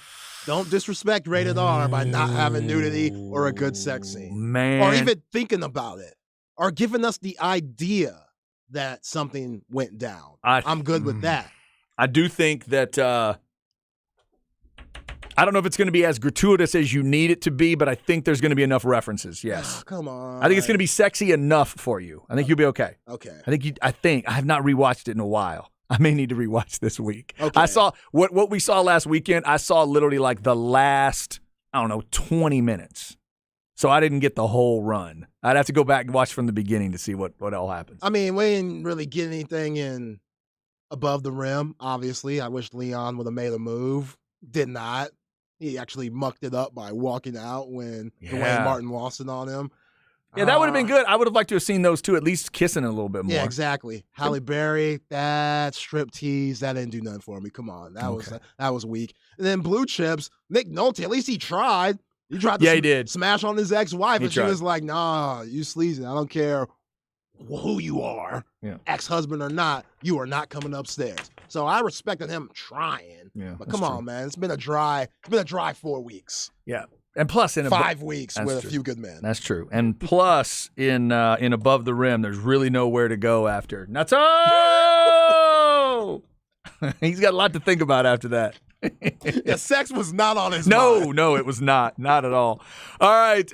If you're just jumping in, the biggest story of the day is this golf story. This out of nowhere, cut them off at the knees. What are the PGA guys thinking today? Kind of story where the PGA announces that PGA, Live, and the World Tour, the European Tour, if you will, we're all going to merge together under one umbrella. And guess who's going to be the big money source? That's right, the Saudi money source, that PIF, which is Public Investment Fund, in case you don't No. 3 o'clock today, they're going to have a meeting in Toronto with PGA players. That should be delightful. Wow. I was just listening during the break, Zay, to a report from Mark Schlabach of ESPN. He said he talked to players today. Complete and utter shock was used to describe it. He said there was all kinds of colorful language, and one of the players said to him, I don't get it. Liv was dead in the water. It wasn't working, and now we're throwing them a life preserver. What is going on? Yeah, I want to hear what Tiger says. I know Yes, Tiger has that's another big one. ties the ankle injury that he's dealing with right now, or he's recovering from, and he has his mistress or whatever girlfriend that he's still dealing with. Oh, But how he can dare answer this you. question. How dare He you? can answer this question because he had a very big opinion about Live Golf too. He actually can't because he made himself sign an NDA, so he cannot. No, that's not true. But they're both big dogs. What about him and Jack? They both said no. They both said no to millions, maybe almost billions. Jack who? Nicholas. He's still playing? What? No, What no, you no. talking about? He's not still playing. I'm about to say, what are you talking about? Liv went to both of them Oh, just to ask them. and offered piles of money to be the guy, to be Greg Norman, to be the spokesperson. They offered Jack the opportunity to be the Greg Norman. And I think Okay. the reports are they might have offered him like $100 million at least, just starting out. And then for Tiger, they want Tiger to be the Phil. They want Tiger to be the older player that can still get out there and play. That's obviously a big-time legend, maybe the greatest ever. And Tiger told them no. And they've both spoken out against it and spoken up for the PGA and said this is the way to go and we're building this and we're doing all this. What are they thinking today? Tiger went so against it, he put himself on the PGA Tour video game. He hasn't been on the video game since he was dropping his own video That's a games. good point. Tiger Woods golf in the 2000 era. And he said, you know what? Just to stick it to Live and get more people paying attention to us, I'm going to be on the cover of PGA Tour, 2K, whatever it is. And people are going to want to play as me. And we're not going to have any of the Live guys on the game because they're not PGA guys. And if I'm not mistaken, next week is the U.S. Open. Next week.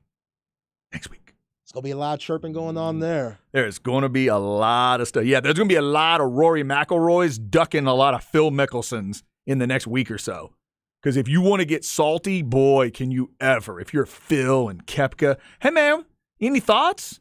You want to share? You've been sharing a lot over the last few months. Any thoughts now? Yo, they got Rory talking spicy on that Netflix little series they have for the PGA Tour, Uh-huh. where they go on the inside look and behind the scenes for all the PGA Tour guys. Rory's talking crazy on that, talking about people throwing their names out there who are part of Live Golf. Yeah. Oh, this is going to be wild. Going to be wild. But I'm with you. What Tiger says, and then by extension, what Jack has to say about it, I'm interested in all of that over the next day or so. We'll keep our eyes and ears peeled for that story. Let's also get you a little info here in the Flex segment. One more 7-on-7 in the area if you want to go catch it.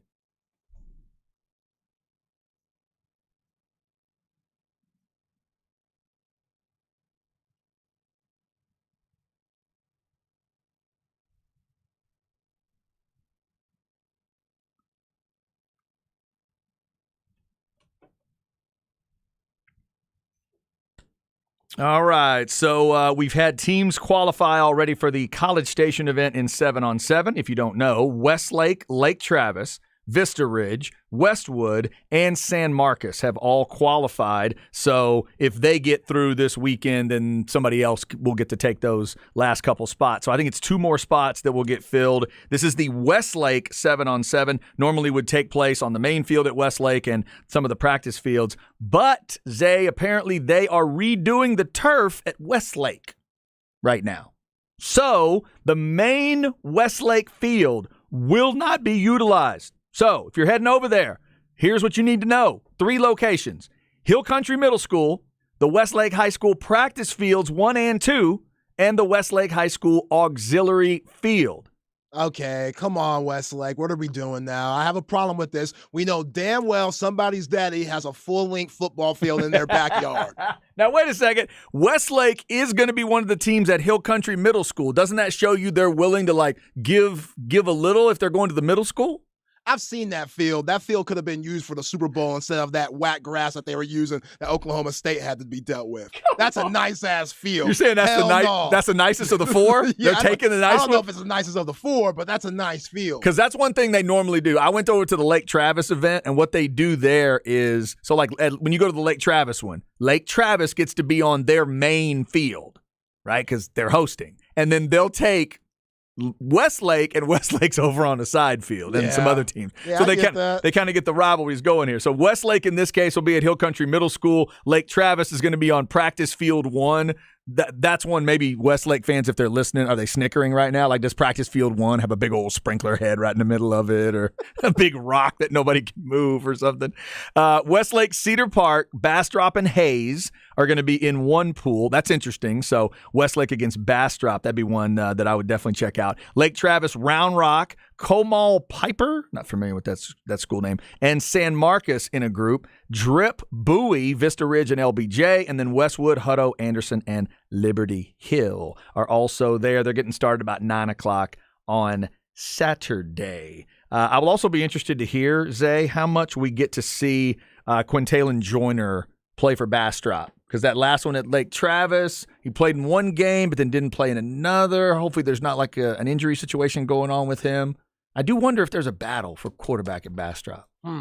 Joyner and Tuck, I believe, would be the two guys there. Keep our eyes open for that one. But another 7-on-7, if you are a high school football junkie and you want to get out there and check it out, it is Saturday morning. So this big golf story is out there today. By the way, Zay, somebody is saying you do get a couple of nude moments in Face Off with Gina Gershon. All right. And I'd forgotten. You at least get some sexy suggestion. I don't know if you get a full frontal. Y'all just think I'm straight up pervert. Like, give me some suggestion. Gina, that something's going on. Oh, you know what I'm she's saying? so sexy. Oh, man, I love Gina Gershon. She's great. A little like, you know how they do before? They have the towel wrapped around them before they go into the restroom, and they'll just drop it, and all you see is the towel. There you go. Right. Something like that. That's all you're looking for. That's all I'm looking for. Yeah.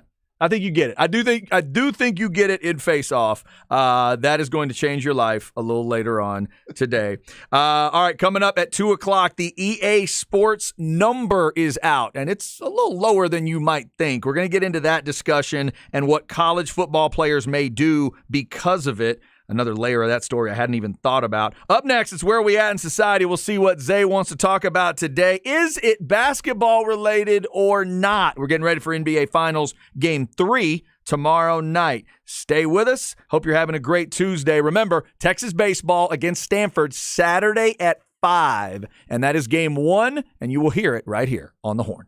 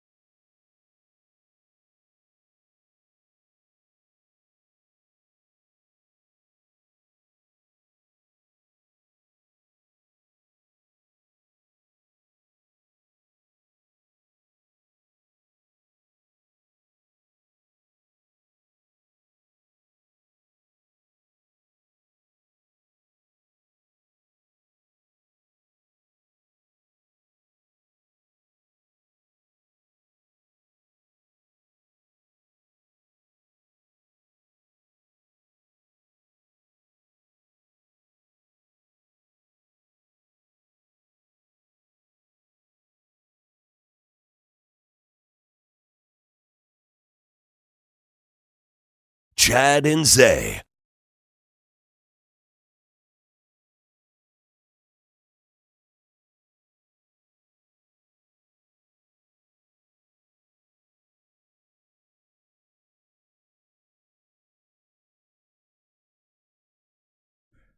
Oh, okay. All right. This is the one I think I screw up sometimes. Is this the long-legged woman in a black dress? Yes, long cool woman in the Long, black dress. cool woman in a black dress, but this is not CCR, correct? No, Okay. might have some CCR members in the band. I don't know. Yeah, okay, hang on. So, long, cool woman in a black dress. So it's like Mountain or America or something. I could never get this one right. Who is it? Hollies, the Hollies. I never get it right. Yeah, the Hollies. Wow. Okay. Sounds very much like CCR every time I hear it.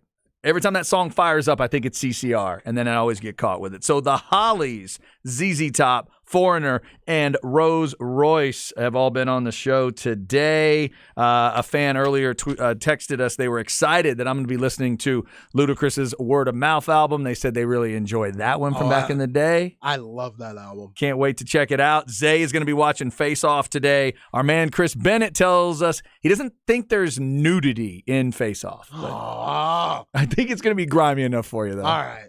It is not exactly a family film from what I recall. I mean, there's a family involved, but boy, do they go through a lot in Face Off. By the way, do you remember that song on Remember the Titans? When they're going Yes. on their run Uh-huh. and they're kind of time-lapsing the games or they're just beating the crap out of everybody when Denzel Washington's 8-page playbook? Yes. I have such a problem with that movie. That movie has so many red flags. You're telling me this dude, the pressure that he had yakking before the games and stuff because racism, if he loses a game, he gets fired. Right. So the 8-play playbook is going to get the job done. We're going to win and go undefeated this season with just 8 plays. Sometimes that's all you need is just be simple and be awesome. Like, Right. I get it. Technology wasn't crazy back then. Like, was anybody watching any type of film? Or any scouting? Like, let's just show up to the stadium, have one of our assistants show up, and you're going to see probably those 8 plays ran that night. What do you mean? He brought those numbers to the barn that he'd broken down for the other coach? Like, they were breaking stuff down. Whatever, I guess. The best thing about that movie to me is how they had to change it to give us a little bit of drama because that team pounded everybody. Yeah. That team busted everybody up. No game was close. No game was remotely close in that season, apparently. Not even the one that was almost rigged. Yeah, no. That Didn't cost matter. the defensive coordinator his Hall of Fame gig. Did not matter. They killed everybody. So I don't even know. Zay, what I'm telling you is not only did the 8-page thing work, I don't even think they got to page 5 Yeah. during that season. Look, it was the moves that Denzel was making off the field for the team that helped them win the games. Yes. Like having Sunshine come in and starting like just the backup quarterback just comes in, he's better than Rev starter. There you go. Taking Ryan Gosling, taking his job. You're no longer corner. You're a liability. My job's on the line. You're replaced. Great move there. Sure. And then what else? Man couldn't keep up. He got, what's his name, and Bertier to become friends. Oh, and even though it's an 8-play playbook, we're going to run a reverse to win the game in the state championship. Exactly. Beautiful. Yeah. Beautiful. We've been running the most basic power eye, wishbone stuff all season long, and now we're just gonna whip up, a reverse to win the game in the state championship. Gotta love it. That was great. Gotta but- love Remember the Titans. No. But by that time, the coach had walked out, and the players were calling the plays, and they ran what would they call it? The Hootie Who no, that was Varsity Blues. Never mind. I'm just crossing the movies up. What do they call Anna Station in Puerto Rico? Oh, that's Little Giants. What did they call that play in Varsity Blues?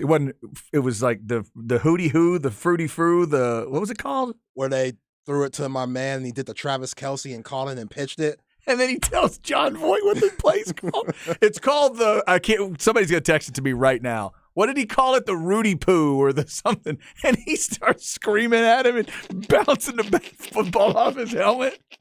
Oh my God, dude! If you hadn't seen Varsity Blues, I was gonna have to make you watch that one. That is my favorite bad football movie. I love that movie. Maybe ever. We might have to just cover it just because it's that good. Maybe ever. Even though we've seen it a billion times. It's so good. All right, let's get to where we at in society. See what Zay wants to talk about today. Where are we at in society today? All right, Zay, I see something coming in on Twitter. Am I allowed to click on this now? Yeah, click on the latest one I sent you. We got a 2-for-1 today. Got a 2-for-1. Two for one today. I see LeBron James. Yep, LeBron James. Here we go. Mario Chalmers, former LeBron James teammate, hit that big shot in 2008 to win Kansas and Bill Self his first championship. Kansas, I don't know how many championships they've won, a lot, but Mario Chalmers helped win that championship, and he helped LeBron win a couple. He went out and said, I feel like Bron's the greatest basketball player to ever play this game. But he's just not my GOAT. What? By definition, you just said he was. He's the greatest of all time, but he's not my greatest of all time. Huh? What does that mean? If you want to say he's not your favorite player of all time, that's okay. That can be anyone on earth. But there can only be one greatest of all time if that's how you're doing it. Mario, what are you talking about? Come on, Mario. I don't even know why he said this. What's the point? So did he tell us who his GOAT is? I mean, I'm assuming it's Mike. Now, oh my God. There's a way to say I know LeBron James is the greatest basketball player of all time, but nobody tops Michael Jordan for me. Yeah, you could say I like Jordan better. You could say he's the greatest player of his era. Some think he's the greatest. I would go with Michael, or I would go with Kareem, or I would go with whoever you want to. Who cares? But that makes no sense. He's the GOAT, but not my GOAT. Okay. That's serious pettiness right there. That really is. I don't know. And maybe Mario thinks that LeBron should have done more to keep him in the league, like he has for other guys. I don't know. I remember a stint where LeBron and Mario Chalmers got into it during the Heat days, where Mario Chalmers challenged LeBron. Oh, really? Yeah. Oh, see, I don't remember that. Yeah, they got into it. Spoelstra and those guys, Chris Bosh, D. Wade and them, they had to break it up. All right. So it got a little feisty, and who knows what their relationship is. Remember, Delonte West is homeless now just for rumors about being with LeBron's wife. That's so be true. careful of how you go about LeBron James. Be very careful. Dude, this league has mastered petty. It's just mastered the pettiness. Yeah. With social media plus NBA, it is the most wonderfully petty place on earth. It's terrific. Oh, my God. Speaking of petty, scroll up a couple of videos, Chad, because Yes. I know how much you love this woman. Kim Kardashian. Oh, hey, Kim. Was in a TikTok with her daughter, and they're like just going over makeup and hair and stuff. But it's the shirt that Kim is wearing. Shout out to Tay Dig Stunt Devil for sending me this.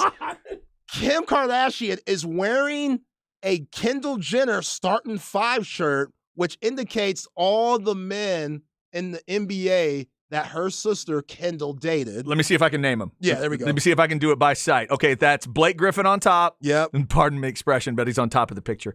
Blake Griffin, that's Devin Booker. Yes. That's Ben Simmons. There we go. Now it gets a little foggy. A little tougher. Okay, that Laker guy with the hand to his head is the guy that was with the guard that was with the Celtics. What's his name? He was never with the Celtics, but it's okay. No. He's with the Cavs. He's now with the Jazz. He's a San Antonio native. He'd actually knocked me out the playoffs my junior year. I'm talking about the guy in the gold jersey. That's not that. All right, who is it? Jordan Clarkson. That's Jordan Clarkson. My bad. Okay, I thought it was somebody else. And who's the one in the white jersey? Kyle Kuzma. Yeah, I wouldn't come up with those two. Okay, so it's a shirt that says Kendall starting 5. Dude, let me tell you what. There is a nasty, beat-up way to say my sister might be kind of slutty and have a type. And then there's the classy Kardashian way. And this is about as classy a way as you can say, hey, my sister gets around, and she gets around in one particular circle. She really enjoys one particular type of guy. So is that circle, are you talking about the basketball player or the light-skinned basketball player? Basketball player. Okay. I'll let you deal with the rest Yeah, of it. because all these brothers are light-skinned, lighter complected, so she doesn't like her dark brothers, but she's actually going against the grain now. She's with Bad Bunny. Ah. So Okay. that's different. He is an athlete, though.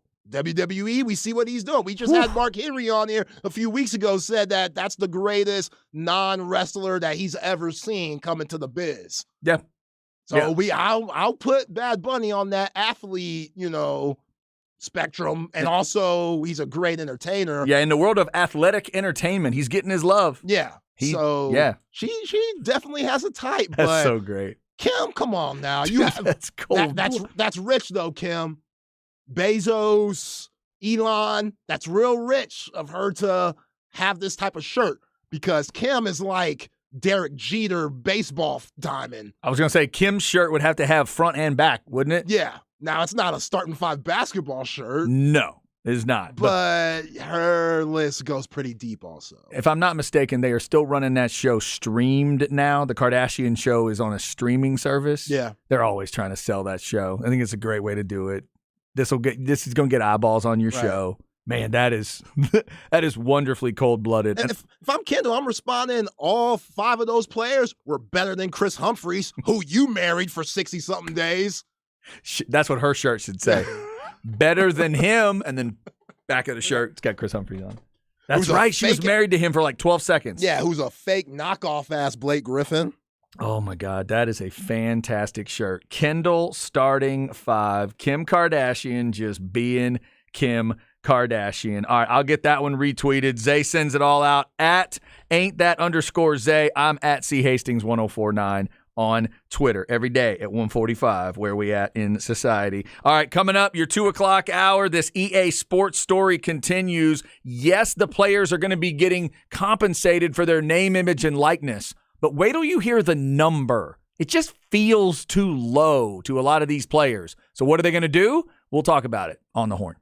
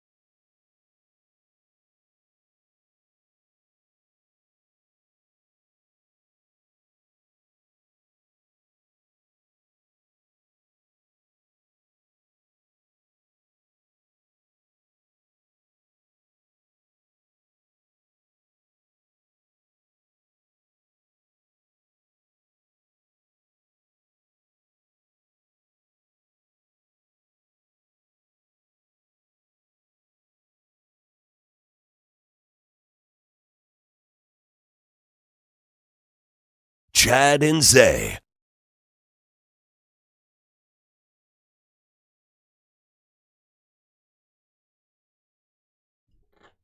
All right, how about hour number 3 on a Tuesday? Like the horn section in that beat. Chad and Zay. I'm Chad Hastings. He is Isaiah Collier. We talk some Texas baseball. They know who they're playing. They're playing Stanford because Stanford took my Aggies out last night. Zay was making fun of them at the beginning of the show.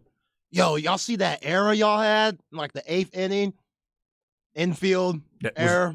That was brutal. It was not good.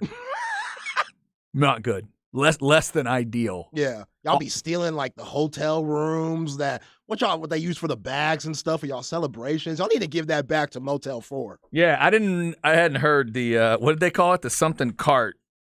I'd never seen that one. Yeah, they put it on the hotel. I'm roll them. I'm sure they bring it back to the hotel. The motel. Easy. Calm down. Come on now. You don't think the Aggies are staying in a nice hotel at the Stanford Regional? Man, just kick them when they're down. It's so easy for you. You're really going to enjoy this SEC thing, aren't you? Y'all make it easy. What celebration is that? Like, I don't understand. Like, where'd y'all get that from? Every baseball team on earth has their own specific celebration that involves a player moving through the dugout, and you're going to make fun of A&M like they are the only one? But that's a lot, though. Like, to get the hotel bag cart thing. Well, just because we thought to do it on wheels? That makes us crazy? It's just like y'all on the bus. It probably takes up a lot of room or under the bus. Like, it's just a hassle. It does have to be weird to put on a bus. That's what I'm saying. Yeah, that's a lot. You're right about that. And I love those carts. I like using those carts at the hotel. Yeah, it's very handy. I don't take it with me. I mean, I don't put it in the car. Like, how'd y'all steal it? Like, what hotel did y'all go to in Bryan College Station that say, hey, can we have this? I'm sure they just donated it, right? The hotel says, you know what, we'll donate it to the cause. Yeah, it's crazy. Wow. Yeah, they got a name for it. I just can't remember what they said. I would have remembered the name if they'd actually won the game, but they didn't. Texas and Stanford will play Saturday at 5 for game 1, and you'll hear it right here on the horn. All right, so last hour we ended up talking about the weird Mario Chalmers comment, the wonderful Kim Kardashian shirt, the Kendall shirt that Kim Kardashian was wearing. And also, Zay, I just retweeted, and Zay sent it out there as well. I just watched this commercial that Arterio Morris put together. Yeah. So this is Arterio in Dallas. Like an Adidas commercial. A legit Adidas commercial with Arterio. I'm assuming that's his dad in the commercial. I don't know who it is. The guy's wearing an Astros hat, but it's about Dallas, so it's a little weird. There's like an older guy in the video talking about the city and everything. And like Arterio doesn't say a word. No, he's like walking around with a basketball with his Adidas merch on, which makes sense because of Kansas, they're Adidas sponsored school.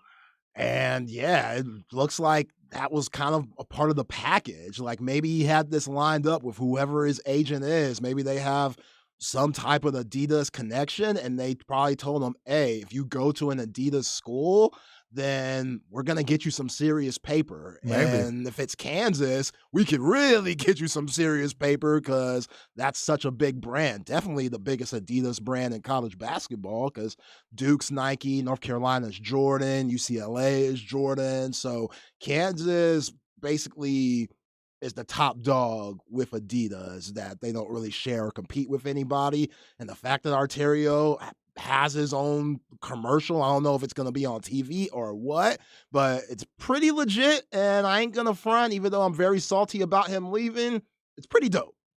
It's pretty cool. It is a good commercial. Yeah. It was well done. Well done. That was high-level stuff. All right, Chad and Zay, on this Tuesday, there's obviously the baseball part of it with Texas. There's the golf part of today where PGA Live and the European Tour are going to merge, and that Saudi money, that Saudi fund that a lot of people have been upset about, it's going to be one of the big money creators for the PGA Tour.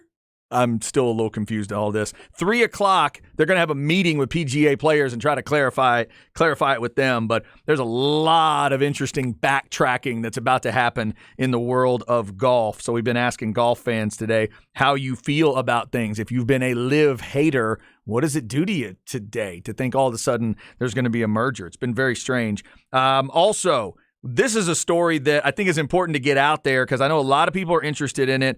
And Zay, we've talked about in the world of sports video games, the first two that pop into my simple mind are Madden and the college football game. And the Madden thing has obviously been a continual thing, and they figure that out on a different level and pay all the players, I'm sure, for Madden. But the whole EA Sports thing, we had the story that they were going to get the name, image, and likeness, and all they had to do is opt in. You opt in, you get paid. You opt out, they won't put your name, image, and likeness on there, and you get to protect what's yours. But now, the one question I hadn't really thought to ask was, well, what's the number?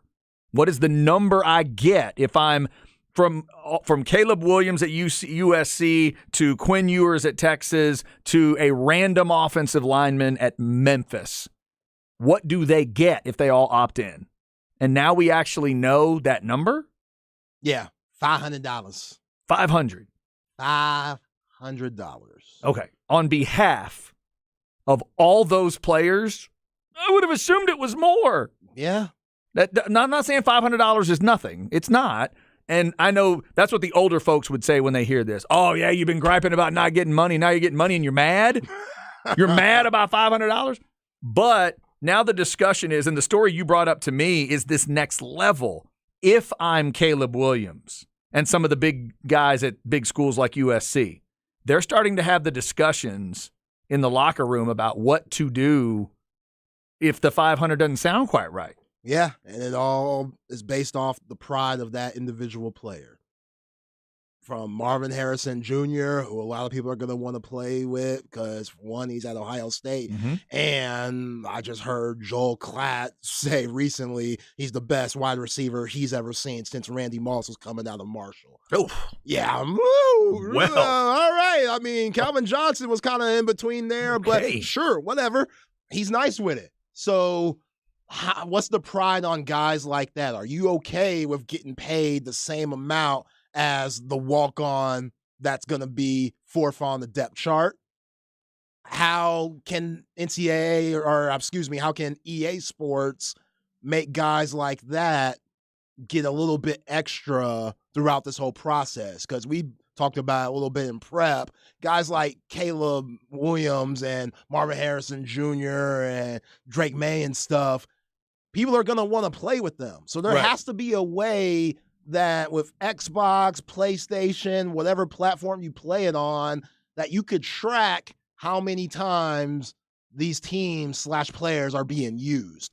And somehow, kind of like in streaming with music, all the plays you get a little bit of percentage of that. It's not much, which a lot of guys like Snoop Dogg have vouched for, how much they hate streaming, and Snoop tried to do his own thing and not give away his Death Row catalogs, and he kind of just gave in because he had no choice. But the number, if you play a certain amount of songs a certain time, right, they get a percentage / cut from that. It should be like that. But just how are they going to make it that way is the next question. Yeah, like my understanding, what I always compare it to is jerseys in the NFL. The way I've always understood it is like the year Tim Tebow became big in the NFL. He got one check that was the same as everybody else's check for you're a player, you're involved in this, and we're going to sell jerseys. Then he got a separate check for how many people bought a Tebow jersey. So now the question is, like you said, how do you make it specific? I can make the easy argument. If you're on the cover, you should probably get an extra cut.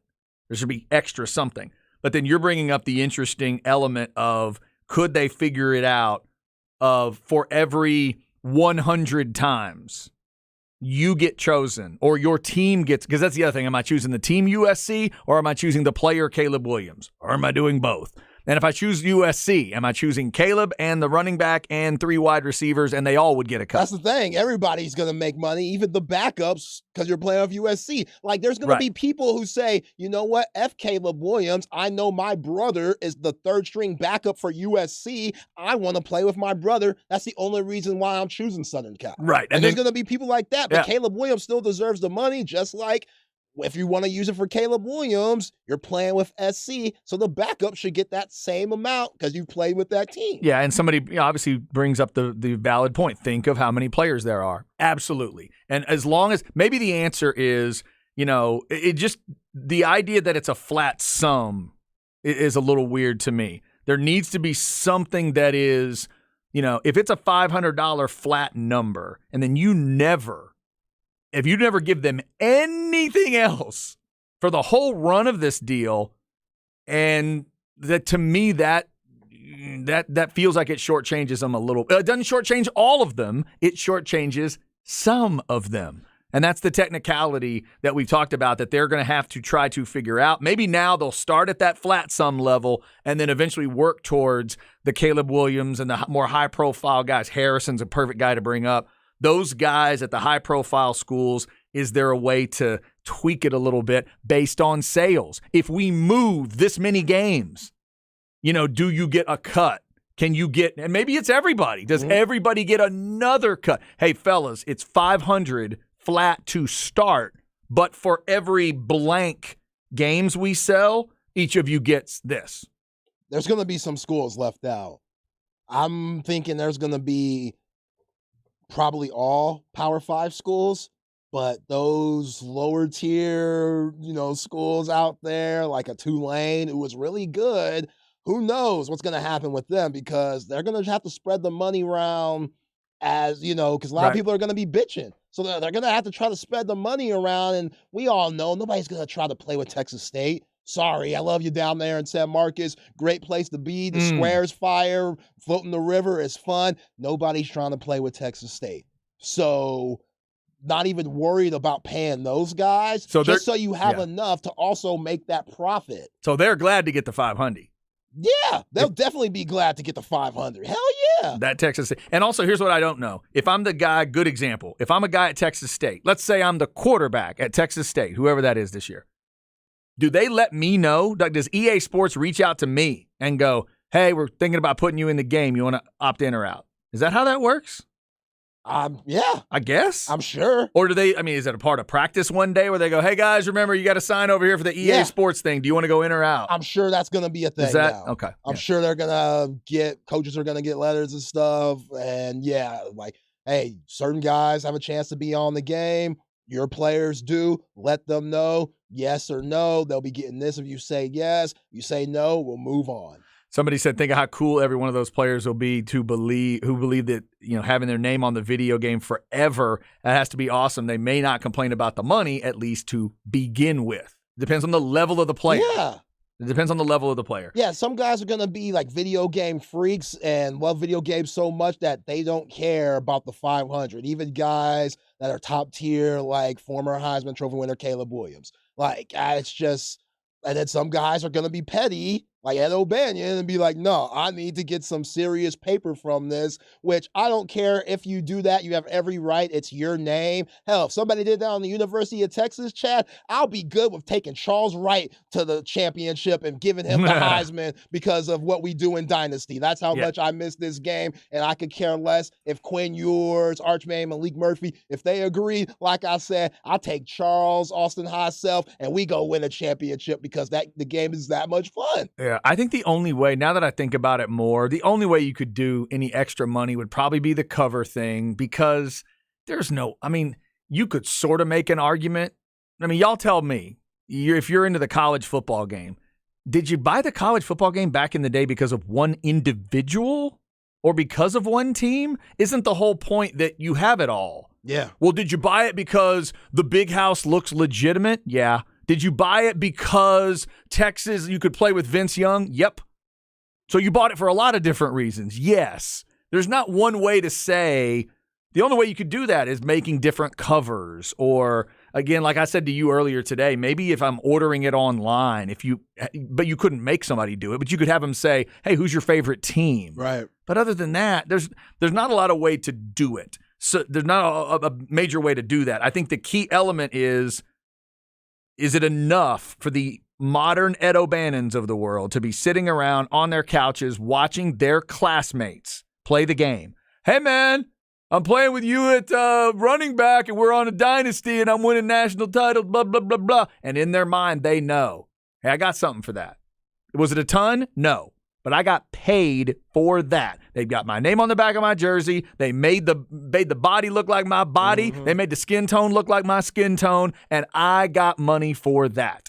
Is that enough? And that's where the Ed O'Bannons of the world, the modern versions, they got to answer that question. Like in my mind right now, because I don't see myself as being the Caleb Williams in this world. Right. If I was just lucky enough to be in the group, I would think that was cool, like this last texter was saying. Yeah. That I could say to my friends and family, I got paid. And if they ask me, I got $500 for the season. Oh, that's cool. And then we move on. Michael Jordan was doing it in the 90s with the NBA video games. He felt like, hey, everybody's going to want to play as me. I'm not going to give you the rights to my name. And think about all the endorsements and paper he was making. Gatorade, Hanes, et cetera. Plus this crazy NBA contract that he got in 1998 where he was making like $30 million. While we had to play on NBA Live with player 89, player 99. But Pippen was there. Rodman was there. Luke Longley was there.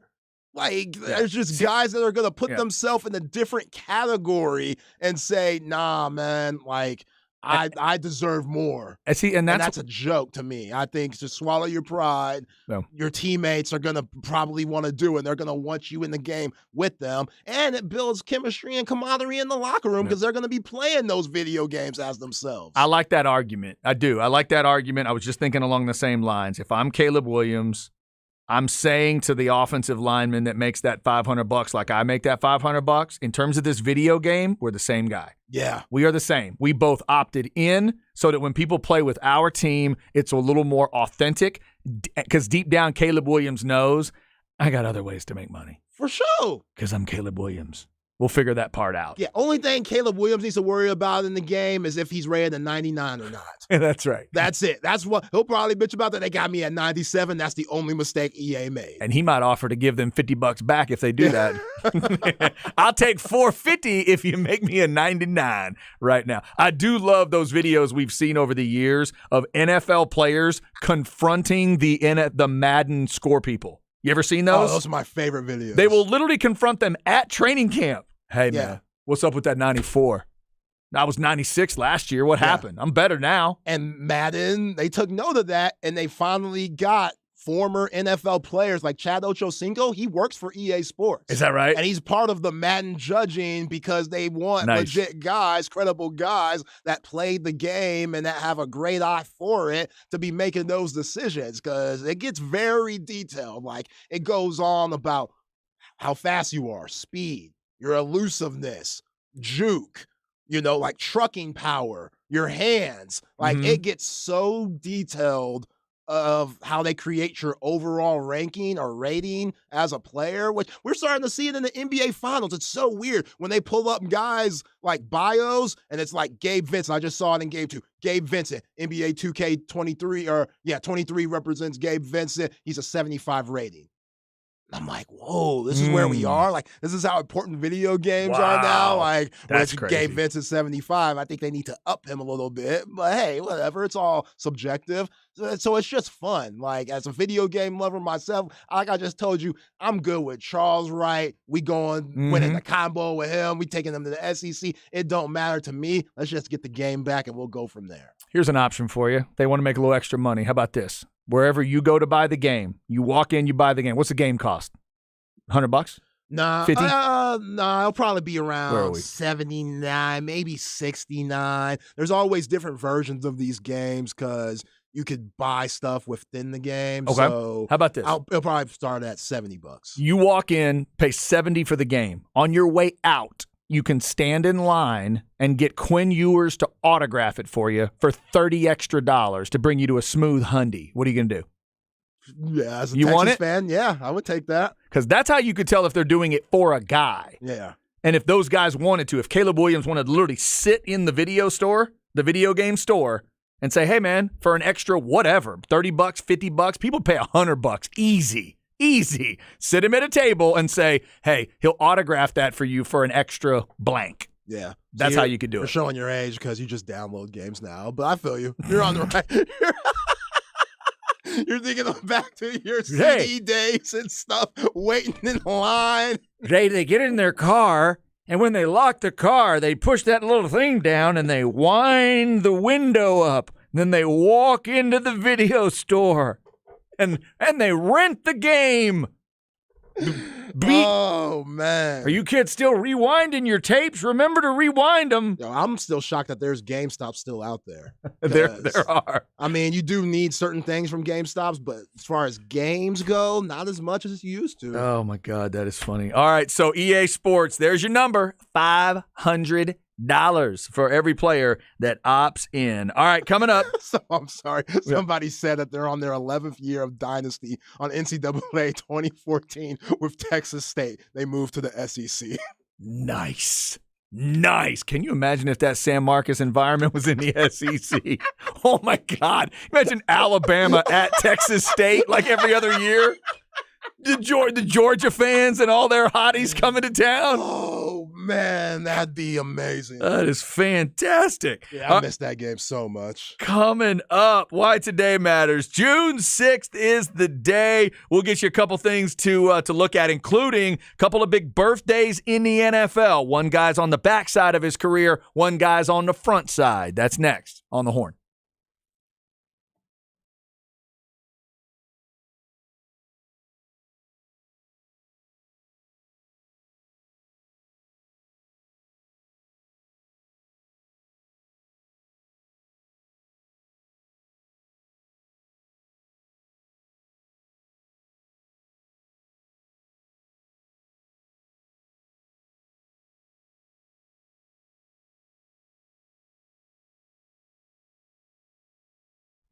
All right, this is Chad. Let's talk sinus and snoring specialist. I hope you are feeling well and sleeping well each and every night. But if you're not, if you know you're snoring, if you think you might have sleep apnea, if you've got sinus issues, if you've got bad allergy problems, or maybe you've got all of it, Sinus and Snoring Specialist is the place. Go see Dr. Slaughter. He prides himself on meeting you in the first consultation. He is double board certified in ear, nose, and throat, so he's got multiple options, surgical and non-surgical options that others just don't have. I had the balloon sinuplasty procedure. They did a few other things as well, including creating that special treatment that helped me get rid of my allergies for good. One of the coolest things they have there is that sleep test. They'll send you home with a sleep test, sleep in your own bed, sleep in whatever position you normally do, and then they take that data and use it to figure out what's going on with you and how they can best help you out, because everybody's situation is different. Call and set up an appointment today, 512-601-0303, or go to sinussnoringent.com. It's Sinus and Snoring Specialist. Feel clear, rested, and healthy.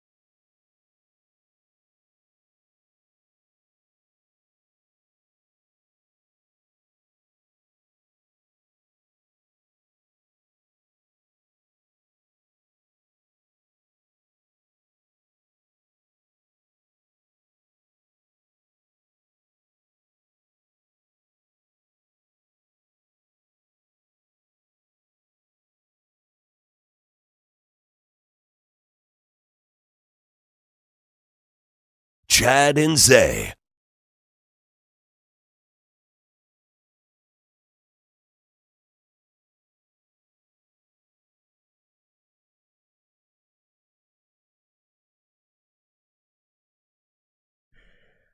All right. It is Tuesday. I'm about to tell you why today matters. That dude always matters. That's Biggie. That's right. Yeah. Try not to spin.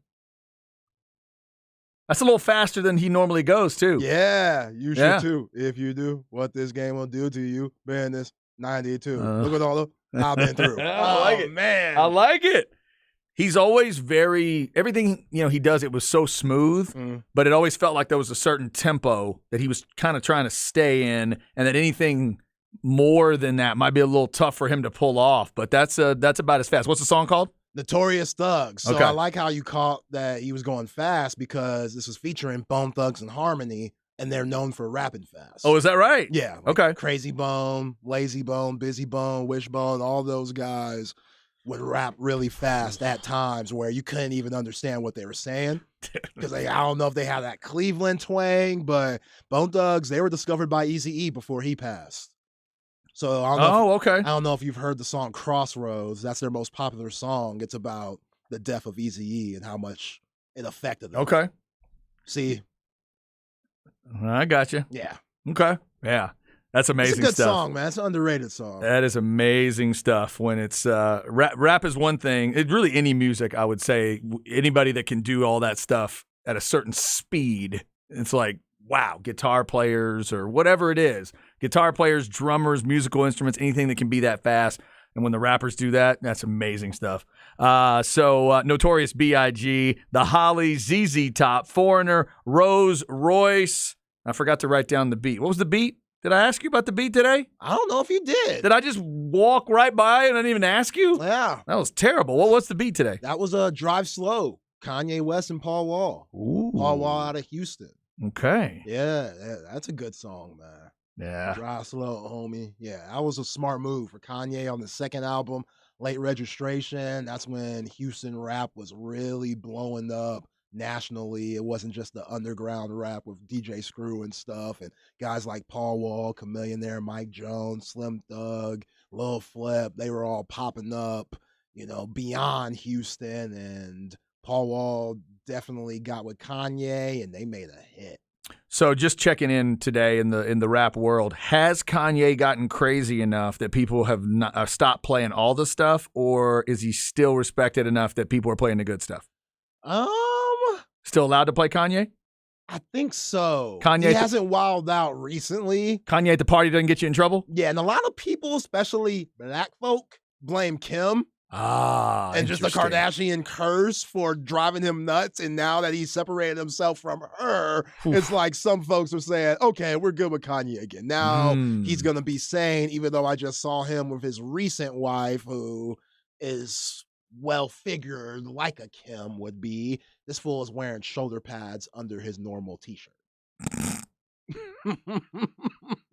You mean like closed shoulder pads or like football shoulder pads? Football shoulder pads. Really? Yeah, he looked Oh, like a that's a- DB, like the that's a- smaller ones that you could move in.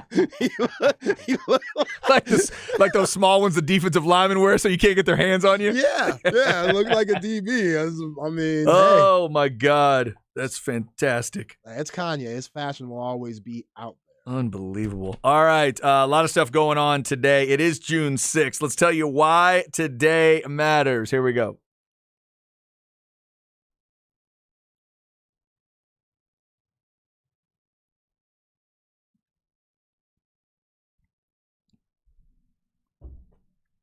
All right, June 6th, it is D-Day today for you folks that still have, if you have anybody in your life that can connect you to the World War II generation, Great Depression, that type of era, talk to them, interview them. It's one of the coolest things I've gotten to do through my life.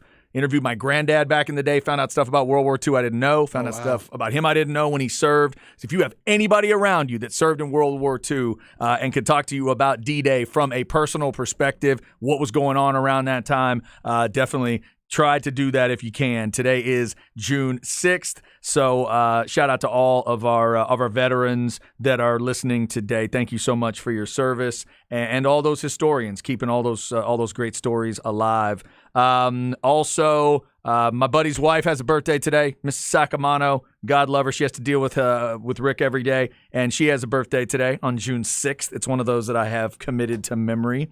Also, Zay, how about this out of the NFL? Damar Hamlin, full participant at OTAs today. Oh, it's beautiful. That dude is amazing. That's crazy, man. Incredible story, and we've been talking about that defense the last couple of days with all that they've added and just how good they're going to be. A lot of people down on I'm not going to say down on Josh Allen, just kind of I feel like he's not considered among the tip top right now. Not among the elite. That team kind of slipped last year in some people's minds. I'm interested to see how they kind of try to flex and come back. Yeah, like I've been saying, they had a lot of bad luck last year, and it starts with Damar Hamlin, but it continues with Von Miller being out for the season. Both of their safeties, Poyer, Michael Hyde, missed a ton of games. White missed a lot of games. And then you got to deal with Josh Allen losing his offensive coordinator to the New York Giants, and you saw the success Daniel Jones had this season. So yeah. Brian Daboll, he could coach the quarterback a little bit, and Josh Allen, he's the one that was affected a lot from that. So a lot of interceptions. I think he understands that he cannot throw his body around like he has throughout majority of his career if he wants to last a few more years. And just about, with Stephon Diggs and how that went down on the sideline and him just chirping at him and just being that prima donna type wide receiver that we're used to seeing. After we thought he wasn't that. Yeah, that was bad. And then what we saw in the playoff game against the Bengals, how he was trying to leave the locker room and stuff before coach even got a chance to speak to the guys. Just a lot of toxic energy was going around Buffalo last season. I think Josh Allen's going to be a lot better this year, and it's easy to forget about him because of the seasons that we've seen with Patrick Mahomes, Joe Burrow, and the step that Jalen Hurts took this year. Yeah. So I think a lot of people would probably take Jalen Hurts over Josh Allen based off the 2022 season. I don't know if I would, but I think a lot of people would, and it's hard to argue that with what we saw from Hurts this past year. Yeah, I think that's an interesting point. And also remember back to that Bengals game, we talked about it when we were going through them getting Poona Ford and trying to shore up that defensive line. They had an injury right there in the middle. I think it was Daquan Jones that got hurt going into that game. One of their starting D tackles gets hurt, and the Bengals end up running the ball on them a lot. So that's an interesting team to keep an eye on. A couple other things to keep an eye on NFL-wise. Today is DeAndre Hopkins' birthday. He turns 31 today, Zay. Still available, still out there. I haven't heard a story in the last couple days. Where is DeAndre Hopkins going to end up? I haven't heard any leads lately. Have you? No, I haven't heard anything. I mean, at this point, it's just about how much money is he willing to take. If he wants to win, he's going to have to take less money. There's no doubt about that. Just teams that have serious Super Bowl aspirations don't have the money that he would probably want on just the normal everyday market. But if he's talking about winning the Super Bowl, like he gave you that list of all those quarterbacks that he wants to play with, and Justin Hurts and Jalen Hurts, and Justin Herbert, guys like that. They're all unrealistic, though. Yeah. Like all five of them. The Chiefs could probably make something work. I thought the list was really away from reality. And word around Kansas City, they think Kadarius Toney could be that number one. Which, with Patrick Mahomes, he can make guys like that into a number one. Yes, he can. So and he's not going to be worth that type of money that Nuke is asking for. So, you know what that means, Chad? Just go on to the ATL, man. Oh, here comes Falcons guy. Get you some wings. Bring them in. Let them see the facilities. Let them hang out with Bijan Robinson. See what's going on there. Okay. And maybe in the next few years, those Super Bowl aspirations, they might be closer than you think. Again, you're going to have to convince DeAndre Hopkins that your guy Heineke or Ritter matters at all before he would do that. Look, I don't know if he buys into that idea. Look, Bijan Robinson is that good. He's going to make Taylor Heineke, as good as Taylor Heineke is, he's going to make guys like him and even Desmond Ridder or whatever he does, which is going to give opportunities for DeAndre Hopkins. When you got 9 in the box, you're going to get that single coverage on the outside because everybody's going to be wondering. I was about to say number 5. He's now number 7. Everybody going to be wondering what number 7 going to do because he is that special. He has the it factor. So why wouldn't you want to be around that? So your plan is to argue to DeAndre Hopkins it doesn't matter who the quarterback is? Because the running back's that good, yes. Good luck with that. Because you know all the quarterbacks that have thrown him footballs. At this point in his career, Hopkins wants a quarterback to throw him the ball. Yeah, but I don't remember. He wasn't there for the Arian Foster days. So who's the best running back he's played with? Best running back? That's a whole nother question. That's what I'm saying. That's another question. You have a good running back in that backfield. It can free up stuff for you, no matter who your quarterback is. Come on now. God, it might be Arian Foster if we went through the list. I might have been Andre Johnson who played for the Arian Foster days. Like, I don't think Nick was even there yet. Was it a healthy, what was that cat's name in Arizona? Was it the end of that, was it Larry Johnson? Was that his name? Oh, yeah, David Johnson. I mean, David Johnson. David Sorry, Johnson. not Larry Yes. was way back. David Johnson. That might be it. Yeah. He had that one really good season and then came to Houston and kind of crapped the bed. Yeah. The other name with a birthday today is Kenny Pickett. He's 25 years old today, the quarterback of the Steelers. 7-5 as a starter last year. You think there's a step up coming for Kenny Pickett? I do. Think he's the guy? He has a good receiver core. Yeah. And he has a good coach. The defense is all right. That AFC North is going to be tough this year, but I think Kenny Pickett's going to take that next step. If he has guys like Ben Roethlisberger actually backing him instead of praying for his demise, then maybe he would be able to focus more. Now that's cleared up. Yeah, I expect Little Hands Pickett to have a solid season. You know, I was hoping y'all'd be terrible. That was my plan as the retiring quarterback. I still can't get over that. The hell are you doing, Ben? They're going to retire number 7. Of course they are. Like, what you meant to that franchise, and you want the next guy in line to be bad because you're not comfortable with your own self? Yeah, that's your own career? Super petty. Come on, Super Ben. petty Hall of Fame. Plus, Come on, Ben. Plus, you know who the Steelers got in that late round of the draft. Make you and me jealous. Darnell Washington. Ooh. Big old tight end out of Georgia. Right. That's right. It's the one I wanted as a Cowboys fan, but it didn't work out for the Cowboys. It worked out for the Steelers. Also, Patrick Mahomes, why'd you stop Travis Kelce from saying what he wanted to say when y'all visited the president yesterday? All he was going to say was, hey, Joe, maybe you should tie your shoes a little bit more before you take another tumble. That's it. He was going to give the president some advice. He needs to hear that type of stuff. He stopped him short. I didn't see that. I heard each of them talk. They stopped him? Yeah, like Travis Kelce was going to the stand or whatever, the legendary mic and stuff, and he was about to say something like, I always want to do this. And Patrick Mahomes came up and was like, sorry, Travis, I got to stop you. You can't muck something up. I don't know. It was weird. It was clearly scripted, but it was whack. Did he pour ketchup on it? He didn't pour ketchup on that microphone, Travis did he? Kelce's suit looked like ketchup. He had a bright-ass devil red suit. I know you got swagger, Travis, but that's the Chiefs, I don't know man. about that one. That's the Chiefs. They love their red. Yeah, they do. Chiefs Kingdom. He rocked it the best he could. 2 Super Bowls for that crew. They'll go for back-to-back this year, see if they can pull it off. All right, coming up, Stems and Seeds. We'll get you out of here and then get you to Ball Don't Lie with Rod and Harge. Keep it right here on the Horn.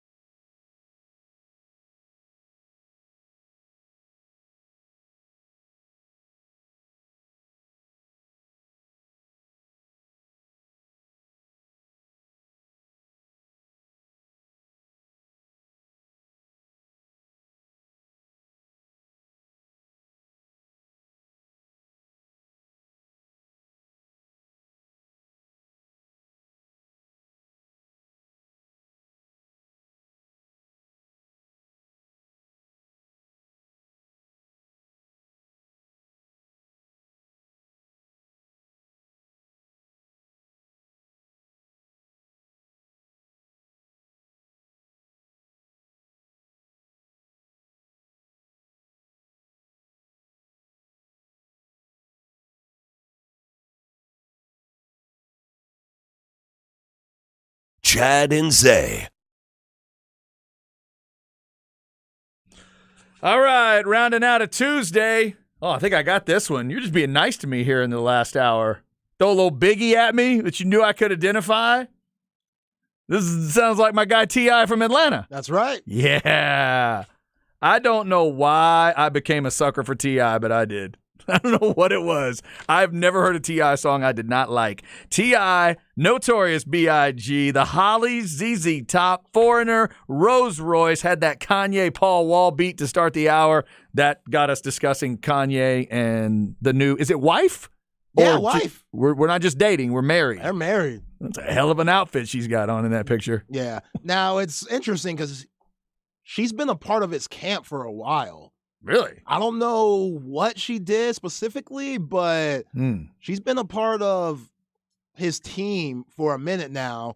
So if I was Kim, I would feel a certain type of way that you got with this woman that I've seen a lot because she works for you. Right. Now, is Kim with anybody new yet? Other than, I know she dated Pete Davidson for a little bit. No, the rumors are she might be dating Tom Brady, but it's just a rumor. Wow. Yeah. Boy. You'd have to be, if you're Tom Brady, you would have to be retired to date her. I mean, focused retired.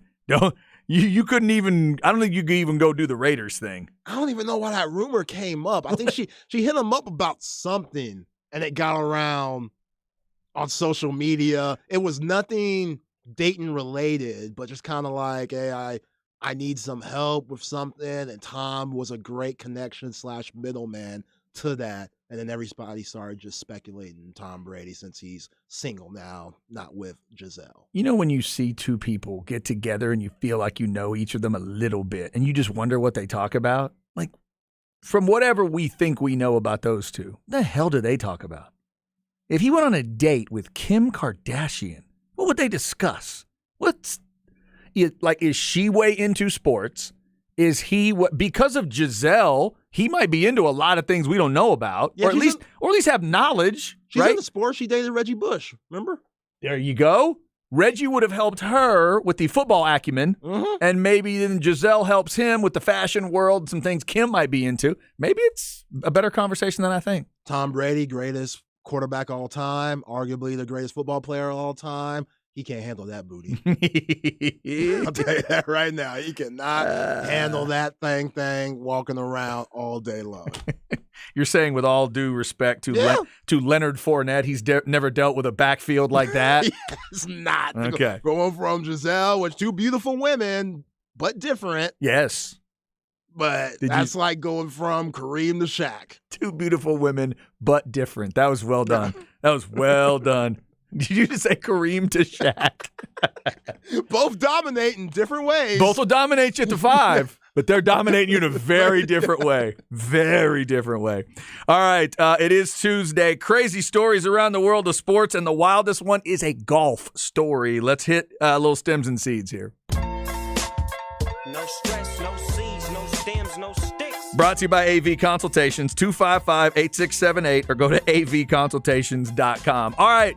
Zay, you are Monahan, the head of the PGA. You're going into a meeting in about 7 minutes with Rory and Scheffler and Rahm and all these dudes. Do you start with Q&A or do you have a prepared statement? What do you do? Yeah, you better have something prepared. You better have something prepared to let those guys know, yeah, we caved. We reneged and there's nothing you can do about it. Except quit golf if you don't back us up. I'm hearing there was a meeting of these guys literally last weekend. There was no mention of a possible merger. Not a moment, not a whisper, not a discussion. So they'll come in today saying like, yo, man, you gave us no forewarning on this thing. We all found out with Twitter today. Yeah. How does he explain that one away? I mean, at least Toronto's pretty this time of year. Oh, man. He better have some good tours planned then. Yeah, right? Oh, my God. That is literally coming up in 5 or 6 minutes. PGA, Live, and the European Tour will unify under one umbrella. The tours are combining with this public investment fund from Saudi Arabia. And when you read through these stories, just certain little sentences have got to make your skin crawl if you're just a general fan in some ways. But I cannot imagine what they will go through, these players trying to figure out what all this is going to be. So that's today. We'll find out some of the particulars about that one tomorrow. Also, we've been talking about the Texas Super Regional. That comes up on Saturday. TCU gets to host a regional now. Indiana State realized they weren't able to do it with terms of everything they have there. So TCU gets that regional. LSU hosts as well. Southern Miss gets to host a regional. Oregon hosts. Virginia, Wake, and Florida, the other host teams. And as you heard Craig on the Craig Way Report tell you today, 7 regional hosts lost. 7 of them.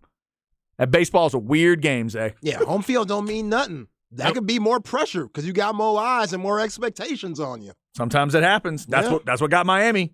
They couldn't figure it out. That's what got Auburn. Auburn didn't win a game. Oh,